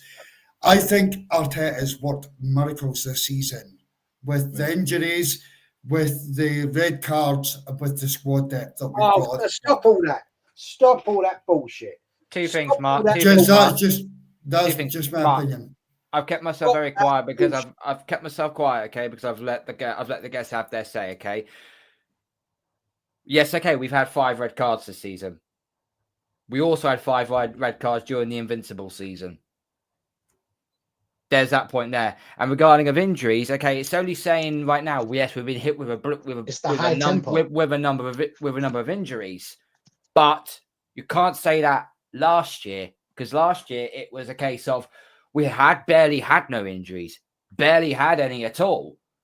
What derailed us was the fact everyone gassed up the fact we were beating the big 6-0 whoopty freaking do. The problem was, though, in our last 20 games against West Ham, Fulham, Aston Villa, and Newcastle, our record against them 4 with this manager is 4 wins, 5 draws, 11 losses. That's how you don't win the league in that perspective. It's okay saying beating the big league. Why do you think Man City win the league on a constant basis? Because they beat the mediocre teams, they beat the bottom feeders, and all they got to do is just nick points here and there off the top 6. That's all they need to do. And instead we've gone think we need to beat all the big guns, and yet when we lose some, I'm not saying that Newcastle are mediocre or anything. They're actually a good team. Actually, I would take their midfield over our midfield in a fucking heartbeat. But you know, there's got to be a purpose in this, where Arsenal are just in a position now where we're getting so close. And sometimes you could say it's the board for not backing the manager. I don't agree with that. It's £750 million that we have given this manager. He's just not spent it in the wise ways that we should have done.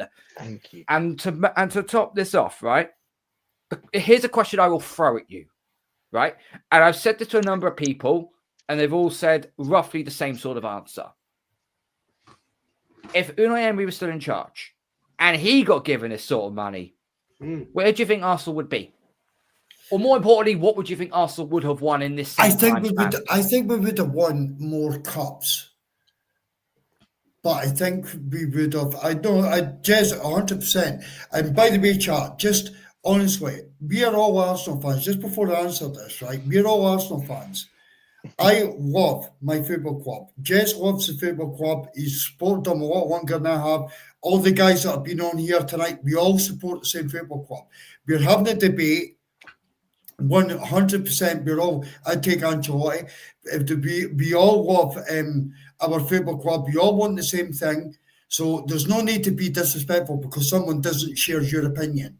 First and foremost. And if you feel the need to type on your keyboard some shitty narratives towards me, guys, I would say that you're a lesser person than I am, first and foremost. I'm going to read back on the chat when this is finished, so I can laugh at you for doing it, but there's no need for it. Any disrespectful comments I will not put up on screen. I've seen it already, okay? Yeah, So I've seen it as people, well. yeah, people in the chat, please be respectful, okay? Yeah. Otherwise, you're getting kicked out. Do Simple you as. know something? I'm going to tell you a story, right? And Jez doesn't know the story.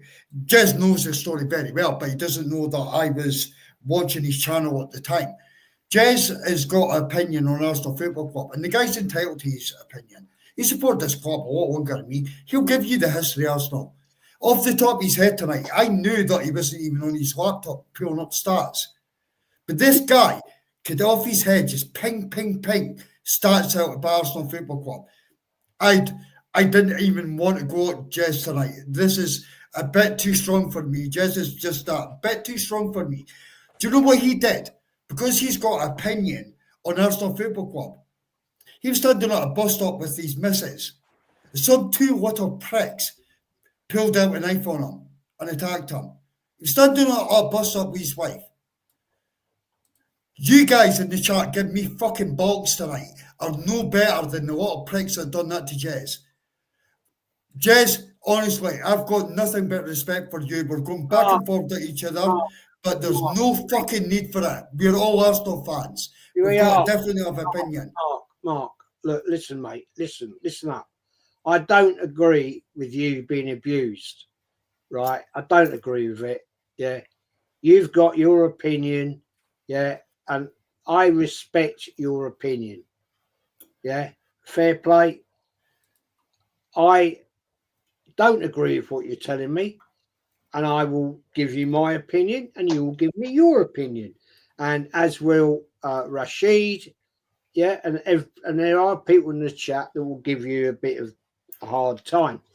But the thing is, Mark, respectfully, my friend, yeah, you've brought a lot of this on yourself because not at all. Jez, I'll stand on this hill, bro. I'm standing on this hill we are there. Mark, you have. Let's be fair. Let's be fair. You have brought this on yourself because at the end of the day, yeah, you've been given so many facts and figures tonight, not just from me, but from Aaron, from Rashid, yeah, and people in the chat as well. But listen, I don't agree. Yeah. I don't agree with them, and that's the beauty of it. Mark, yeah, you don't listen. Yeah, I am listening. I've heard it and heard it and heard it, Jess. See, the difference is, I just want to put this into perspective, right? I'm a Scottish Arsenal fan. You could hear that by my accent. I just paid £146 for a ticket for a dead ringer game on Wednesday because I could only get to certain games. So I'm coming down to PSV. £146 for the ticket, £160 for the fucking train ticket. On top of that, the hotel, me spending money when I hit London. I love my football club. I want to see the trophies the same as every single person on this panel tonight above our heads. However, these guys want Arteta out. I want the owners out. We all want the end goal. We all want the end goal. We just see it differently. So there is no disrespect between us. There's no disrespect towards you. You should not be doing it towards me. And if any of you little fuckers want to meet me in London, happy to do it. The train gets in at 2:30 at King's Cross. I think the thing is, Mark, I think there is no disrespect. I actually respect you for coming on because you've come in here, you showed your face and you said what you wanted to say. And I give you ultimate credit for that. Fair play to you. There's a lot of people. There was a lot of people that wouldn't do that, sir. So well done to you. The only thing is, I think, respectfully, you've been given a lot of facts tonight, which I hope you'll go back and reflect on. And suddenly, maybe you think, well, actually, it's not the Cronkies. It may well be that the manager we've got isn't actually the manager you think he is. Because you, Mark, have admitted He wasn't great at Glasgow Rangers. He wasn't great at Everton. He was not great at Arsenal. So what makes him an attractive manager at the third biggest football club in England? Not Britain. I'm not bringing into this Glasgow Rangers or Celtic. Total different situation there. Aberdeen, Dundee United, all that, yeah, who had seen great glory in Europe. Now, question to you, Mark. Question. We've just beaten PSV 7-1. Great result. Brilliant result. Right? We're through. I mean, let's be honest. We could put the under 11s out against PSV and we still beat them. Question to you, my friend. We're going to get probably Real Madrid. Let's be fair. Yeah, they won, was it 2-0 against Atletico? 2-1. Yeah, 2-1. 2-1. So it could be one or the other. We know. Tricky. Would you give me your honest opinion, right? How do you honestly think we're going to fare against one of them two teams? Fair play. Do you know what? I fear Atletico more, if I'm being honest. And we've no chance of winning the Champions League. To be this squad, the injuries, I'm not making excuses for Arteta or Arsenal Football Club. There's absolutely no fucking chance. Like, we couldn't score in a fucking brothel like in the last two games. Let's be real. As soon as you put a low block up, we have been absolute dog shit, and there's nothing at all. We're bringing left backs on to play left wing. We're bringing Raheem Sterling on, which, oh, bro, don't even get me started on that one. We have absolutely zero chance. But if I'm going into the quarterfinals, I actually want to play Madrid, and people call me insane for that.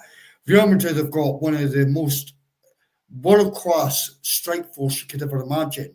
But at the moment, they've got a really dog shit defence because of the injuries to their defence. I don't know how many players are coming back, but they've got midfielders playing centre backs. Where I see Arsenal at this moment in time, I think we've got a world-class defence. However, we've got an absolute dog shit fucking forward line. So if we go up against Atletico, for me, we're out. We will not score against Atletico in 2 legs. We're out with the competition. Up against Real Madrid, if Arsenal and Arteta has got anything about them, we play a low block, try and give them possession of the ball rather than, because Real Madrid are not possession-based team. So hopefully we play a low block against them, and then our shit attack at this moment in time, nothing against the players, they're just playing up position, could hopefully do something, and our defence could show that they are actually world class. And so, but with that, I expect to go out. I didn't have faith in like beating PSV. I didn't have faith. I did that 7-1. I never saw it coming.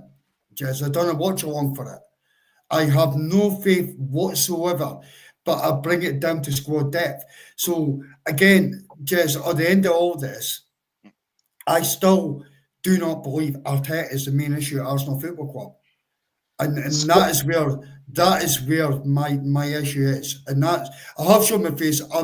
Guys, I do smoke cigarettes, and I will not do it online. That is why my camera's off. Even if this board, these cronkies are the worst owners ever, you can still win.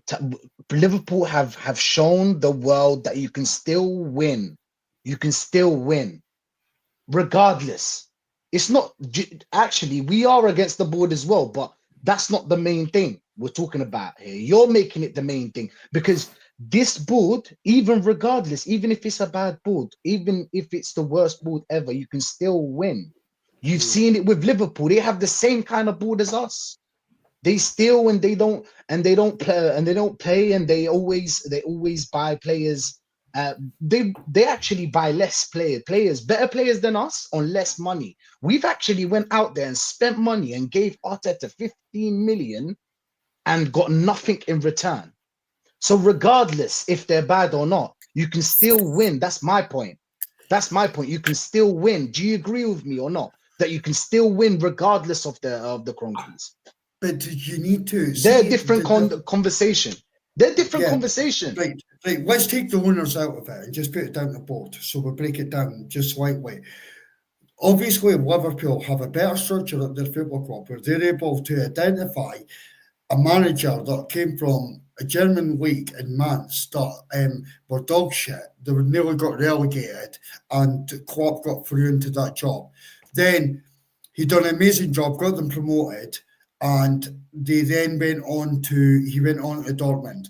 Done an amazing job there, beating Bayern Munich, etc. to the league, and then he gets that move to Liverpool. If Arsenal could identify, Arsenal board could identify that kind of manager to come in, then, and he's going to lift trophies above his head, I'm for it. I'm not Arteta FC. I'm far from it. Where my issue lies is I think I'm going to be back here speaking to Jez, speaking to you guys, speaking to the fans and the GCs that I have about the same shit in 4 to 5 years' time when Arsenal still won fuck all, because I see the structure being a lot worse than what it currently is. And for the person that put the chatting about Raheem Sterling, I don't know watch along. It's called In the North Bank. Sorry for plugging the channel. Okay, do you believe that Arteta was backed or not? Was he backed? Not enough. Nowhere. So 800 million is not enough. No. In 5 years. Okay, can I put something into the context quickly? So there was something that you asked me earlier on, Mark, regarding Zinedine Zidane. How much did he pay in transfer fees when he was manager at Real Madrid? Yep. He paid, hang on, I had it on my calculator. Here we go. He paid a grand total of 436 million euros. How many seasons? Over the entirety of his managerial career. How many seasons was that? That was from 2014 to 2020. 20, right? So, right. Brilliant, absolutely fantastic. Real Madrid have got a model that you're seeing at this moment in time of free transfers. What team did he inherit? In 2014. Mark, let's what team did it? No, I think this is relevant. If you're going to give that back, so let's add context. What team did Zidane inherit? Yeah, but we did this with Liverpool. The thing is that you're just happy. Liverpool is the only thing that you could come at me with. Because Real Madrid we're are both in the Premier serial League. winners. We're in the Real both in Madrid the are Premier serial League. winners. Yeah, but wait, we're both in the. No, Real Madrid are a bit different because their fans actually. It's a bit different now. We're talking about Liverpool and us. We both have corrupted. We both have corrupted owners. And I get that. And the difference between the two is you're happy to jump on the Real Madrid. That's why. No. He's pointing out facts. He's pointing out facts about Real Madrid. I'm asking what he inherited. It's the corrupted owners. What did Arsenal have to do? What did Arteta have to do? And I could do That's my point. Going on for now. You see the thing. We had to give Barcelona our best player and pay but my point is to take him off our hands. Yeah, but my point is that we're talking about sitting in the stands. He banged him 13 goals and they flipped it to Chelsea for 6 months for 12 million. I knew that he would talk about what he inherited. That's why I gave him Liverpool. But wait. Our football club changed, bro. But wait, bro. Do you know why I didn't say Real Madrid and Barcelona and all them teams? Because I know that you're going to say the teams that they inherited. So I picked Liverpool because we have the same kind of conversation. We have the same situation. Jurgen Klopp is a completely different animal. If they can do it, we can do it. Yes, so if you've confidence in the board and you've got confidence in these owners to sack Arteta tomorrow, bring in a Jurgen Klopp, then on you go, bro. I'm behind you. Yeah, of course. After I don't want to swear. After effing up our whole squad, now we've got 6 players that are leaving. We've got 5 players in surgery. Him with his playing high tempo, which is the main problem for injuries. Him not getting for the replacement for Saka. Him not getting the replacement for Havertz. That's why these players were injured. Why is It's it not because Arteta? So why it's again? him. Jurgen Why did he Klopp sell got- Nelson? Why would you Jurgen- sell Nelson? Because we needed to upgrade. Jurgen Klopp got offered. And did he upgrade? Did he upgrade? Jurgen Klopp got offered Mo Salah, and he said, Oh no. my God. Mark, Oh He my said, God. No. But the board and the infrastructure around him said yes, and it happened. But it's not about, look, So if listen to Arteta me. has that power, he shouldn't have that power. So Listen to there me. is a bigger problem. You believe in this manager. I know that you do. Can You I believe in this manager. repeat something? Can I repeat something again to you? You had the facts earlier. £753 million spent. Right? He lost £381 million in letting players go for free. So if you'd sold those players, right, and made money, you'd have had more money. So what are you telling me here? That's the Kroenke's fault, is it? That's Kroenke? Because at the end of the day, that manager let those players, Aubameyang, Ozil, Lacazette, I can go on and on and on, walk out that door for free. Yeah. So the question back at that is, does Arteta sell the players? 380. Does Arteta sell the players at Arsenal Football Club? 380. Is it Arteta's job to sell the players at Arsenal Football Club? Yes, it If is. Arteta has final say in buying players, you would have liked to think that he would also have a say, not a final So it's say, his job. but actually have a say. He is the agent. You don't think so? You don't think someone like Pep has got a say in transfers and selling players? You don't think Jurgen Klopp will have a say in transfers and selling players? The manager is always in on the players. So you think Arteta negotiates player sales? Yeah, because he made all the players worse. Don't you get it? Klopp made Coutinho better. That's why he sold the player for 100 million. But Arteta made all the players worse. Abba was banging in 20 goals every season. He made him worse. Okay. Let's you take Klopp for that, and I'll give you that. Just because we had a similar situation. Yeah. You've just said that. We've got William Saliba. No, just let me land at this because I'm coming back. I'm fighting back at this. We've got William Saliba. He's worth over 100 million. That wasn't his signing. Mark, he never kicked a ball for Arsenal Football Club until Arteta. No. He was identified. He was identified by Unai Emery. Right, okay, that's fine. But we all know why he ended up staying in France for a period of time during COVID, etc. We all know that story. Arteta's brought him on. £27 million player. He's worth over 100 million. He had to. Yes, he did.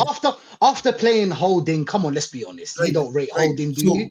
Do you rate Holding? Was a joke. You had Ben White there. 27 million player, worth over 100 million. Saka, left back, Arteta put him to right winger, worth over 100 million. Gabriel, how much do you think that his values went up? About 60, 70, something like that. Yeah, 70 million. How much did we sign him for? Mark, can I ask you a question? Seriously. Yeah, of course. Why did Edu leave? I'm not a fly on the wall, but you're going to tell me it's Arteta, and so does all Arsenal fans. But you're not a fly on the wall at Arsenal. No, he said it. Maybe it's because Edu's never came out and actually put speech marks beside his name saying it was Arteta, it was the board, it was the Kroenkes. He's never said anything. He's on garden leave. He's still employed by Arsenal Football Club.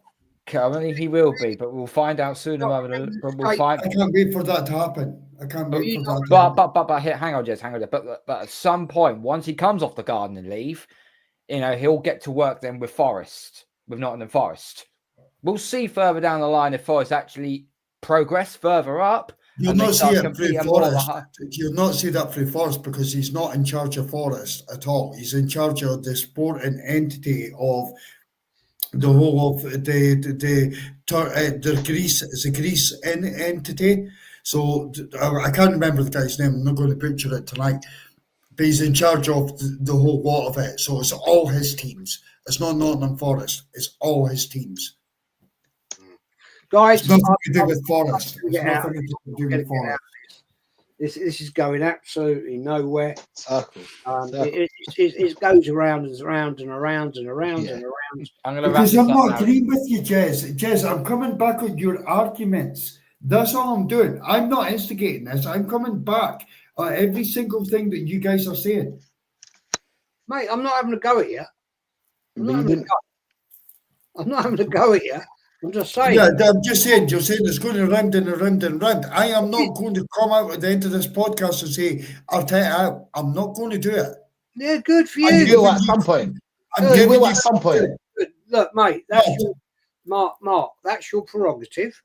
I will travel that 1,000 miles home to the Emirates and back again to get KSC out of my football club when these banners go up. I will be there. If you want Arteta in, good luck to you. Well done, and I wish you all the best. Right? Okay. Fair play. Yes, I appreciate the conversation tonight, bro. Yeah, I respect you as well. Yeah, I mean, fair play. You've had a great debate, and I respect you for jumping on to this channel and saying what you've got to say. At the end of the day, all we're doing is going round and round and round and round, and it's never going to be sorted. So, Carl, respect you, my friend. Great channel. You need more subs, that's for sure. And I respect you. I will drag you on my channel at some point, whether you want to or you don't. I don't care. Much love, Jez. Much love. I wasn't expecting you to come on. I was expecting you to come on for like at least a year or so on my channel yet, because I always look at like the likes of you, the likes of Mr. Lee Gunner, the likes of Matty, and so on as like the top tier of our side of the fence. So it's always very sort of like sketchy for me, thinking, I've got a real person here who is literally so clued into the football club. Look, mate, I'm just an Arsenal fan. That's it. I'm just an Arsenal fan. Yeah, I am nobody special, right? I might know my history and I might talk a load of bollocks, but at the end of the day, I'm nobody special. So there you go. Rashid, mate, top quality. Love coming to your channel. Carl, I'll come on your channel anytime you want. Don't worry about that. Yeah, respect. Mark, love you. I respect you. Thanks for your great debate. I mean, I have to say, fella, respect to you for coming on, showing your face and putting it out there. Not a lot of people would do that, Mark. 100%, bro. So fair play to you, my friend. May I ask you a non-Arsenal question? May I ask you a non-Arsenal? Yeah, of course you can. Yeah. Do you have a Scottish team? Just no, I don't at all. No, it's just Arsenal, bro. Fair play. Just Arsenal, bro. It's like I live and breathe this shit, and I'm going through the same pain as you guys. I'll get that behind you on the wall. Respect you, my friend. Jez, honestly, you're the top guy, and a privilege to have a debate with you tonight. And I'm humbled to actually be on a podcast with you, having a conversation. I don't speak facts. I don't speak facts. It's good having an argument and a good debate with a good Arsenal fan, bro. And I appreciate you so much, Jez, honestly. So big up, bro. Mate, I mean, look, I might get a little bit carried away, but I just speak fact. I love that. I love that. I love tonight's podcast. Honestly, me and you just hammering at each other, and that's what's about. We all want the same thing. We all want the same thing. But Jez, you're an absolute legend, a gentleman, and I have nothing but respect for you, bro. Yeah, and Mark, I've got the same respect for you, mate. Don't worry about that. You gentlemen are absolute legend, and the chat. Carl, you need to get this channel bigger, my friend. Don't worry, it will be. I'll program as well. If I can help you, I'll help you. As Rashid, Mark. Have you got a channel, Mark? Yeah, but it's in the North Bank. In the North Bank. It's not my channel. I'm like a co-host on it, but it's in the North Bank. It's a brilliant channel. It's just Arsenal fans speaking like this. Season ticket holders. Arsenal stuff fans like that. Bollocks like we do. Yeah. Yeah. Sometimes there's brilliant debates. If we've got a couple of American guys on there, so we've got brilliant KFC arguments going out. I will go and find you and I will sub. Take care, brilliant. Boys. Yeah, take care. Thanks, Jez. I appreciate it, bro. Love you all. Take care. Thanks, Jez. Thank you very much, buddy. Okay, guys. We've been going for nearly 3.5 hours now. I think it's time to call it. I think it's time to call it a day. Mark, Mark, thank you so much for coming on. I can only repeat to what Jez has said. You know, not many people, when people talk like this in the chat and you get the link to come on, they don't usually do so. So well done for coming on. It's much appreciated. Well done for being very, very respectful. You're more than welcome to come on at any time and you know, file your grievances or whatever it is you want to do. Just let everybody know in the chat where they can find you. They'll get me at AFC on Twitter, or it's more importantly, forget my Twitter. Twitter's bollocks. I do the same as Carlo and Rashid, and it's just jump onto In the North Bank. It's just Arsenal fans speaking Arsenal, and we all love the football club. We just we have debates. We're heated. We want to fucking win. That is it. We want an FA Cup, a Carabao Cup, a Champions League, a Premier League above our head. That is it. So we just all see different directions how to get there at times, but. Guys, thank you so. Honestly, I didn't think you'd bring me up, but I appreciate you bringing me up. I know the chat was mental tonight, and I plug you, Carl, 1,000,000% on our channel as well. And guys, if you could jump on my channel at any given point, jump over because I want this. Are they all like you? Yeah, more boxing gloves, like that. More boxing gloves, bro. More boxing gloves. No, but it's all love and respect. It's like it is at the end of the day. As long as you're respectful, you know, we can have a conversation, we can have a debate, and so on. You know, I've just let Rashid, I've let Aaron and Jez and yourself. I've just let you take the floor whilst I just monitor everything. And you know what? I've absolutely had an absolute blast with you, sir. So thank you so much. I'm going to watch you back tomorrow because it was. What's the title? What's the title, people? Arsenal anger management. Anger management. That's it. It has been an anger management session. It has been an anger management session. No, it's Arsenal therapy. This is Arsenal therapy. It's true. We'll go at it again, okay? We'll fight another day, okay? We'll fight another day. We'll try again, guys. I mean it not in the. I don't mean it in that kind of way. Yeah. YouTube, I don't mean it like that. Bro, I'm going to jump on your channel at some point as well. 100, and let's have some debates on it. But, we will. It's all respect, guys. With all respect, and I love tonight. Honestly, I really did love tonight. Nothing like a heated discussion.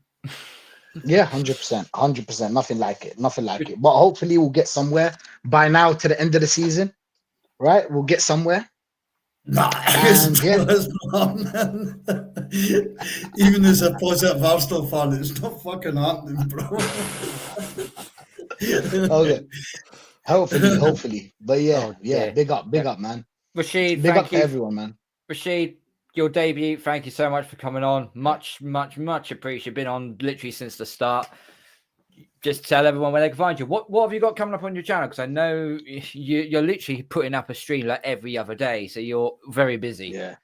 I am. I'm just like I'm just like everywhere. You can find me everywhere. But Arsenal Revolution TV, man. I've got a stream with Touchline on Saturday, probably 8 p.m. So yeah, tune in, guys. It's gonna be a collab, Arsenal Man United kind of thing. Go at it, same thing. So yeah, big up to everyone, big up the chat, big up the big community, and big up Northside for the raid as well, man. Big up Northside. Yeah. Absolutely. Okay, guys, we're getting on out of here. What a show it's been. Thank you to Rashid, thank you to Mark, thank you to Aaron, and thank you to the legend himself, people, Jez Collins. I just wanted to say sorry, Carl, but like I don't have we can't redirect. But Sarcasm City is live right now. So if everybody wanna check out Sarcasm City, yeah, go show him some love, man. Real guy, yeah, real cool guy. Get over to Sarcasm City. Just say gun down raid. Just go over there and just say gun down raid. He'd be like, oh, who's shooting me? Anyway, but yeah, get over to Sarcasm City, doing good work over there. We're going out of here. Thank you so much all for joining. Make sure you smash the like button on your way out. Hit your subscribe button while you're at it. Tell all your friends. Follow us on all our social media platforms. And to everyone that has followed on Instagram as well. Normski has been on Instagram and he's peppered me with questions as well. So big up to Normski as well. Call in show on Saturday. I've saved a seat for you, mate. So you're more than welcome to come on. We're back on Saturday night for the call-in show. Obviously, Arsenal don't play until Sunday, so obviously we'll probably end up doing a preview show of some kind. What time? Around about 9:30 usually, because I've got to see my boys got to be asleep. So yeah, that's have to do that. So yeah, what a brilliant show! As again, thank you to Rashid, thank you to Mark, thank you to Jez, and thank you to Aaron. And I'll leave you with something I found really funny here. It's been a great show, fantastic stream. Tottenham fucking lost. Yes, as always. And Man United drew against Real Sociedad. And I got a little, I did a little piece actually before coming on air, okay? And it was from Manchester United, okay? And that's this. Manchester United chairman Jim Radcliffe's decision to replace free staff meals with fruit backfires as the team slip on a banana skin. Good night. God bless. I'll take her out.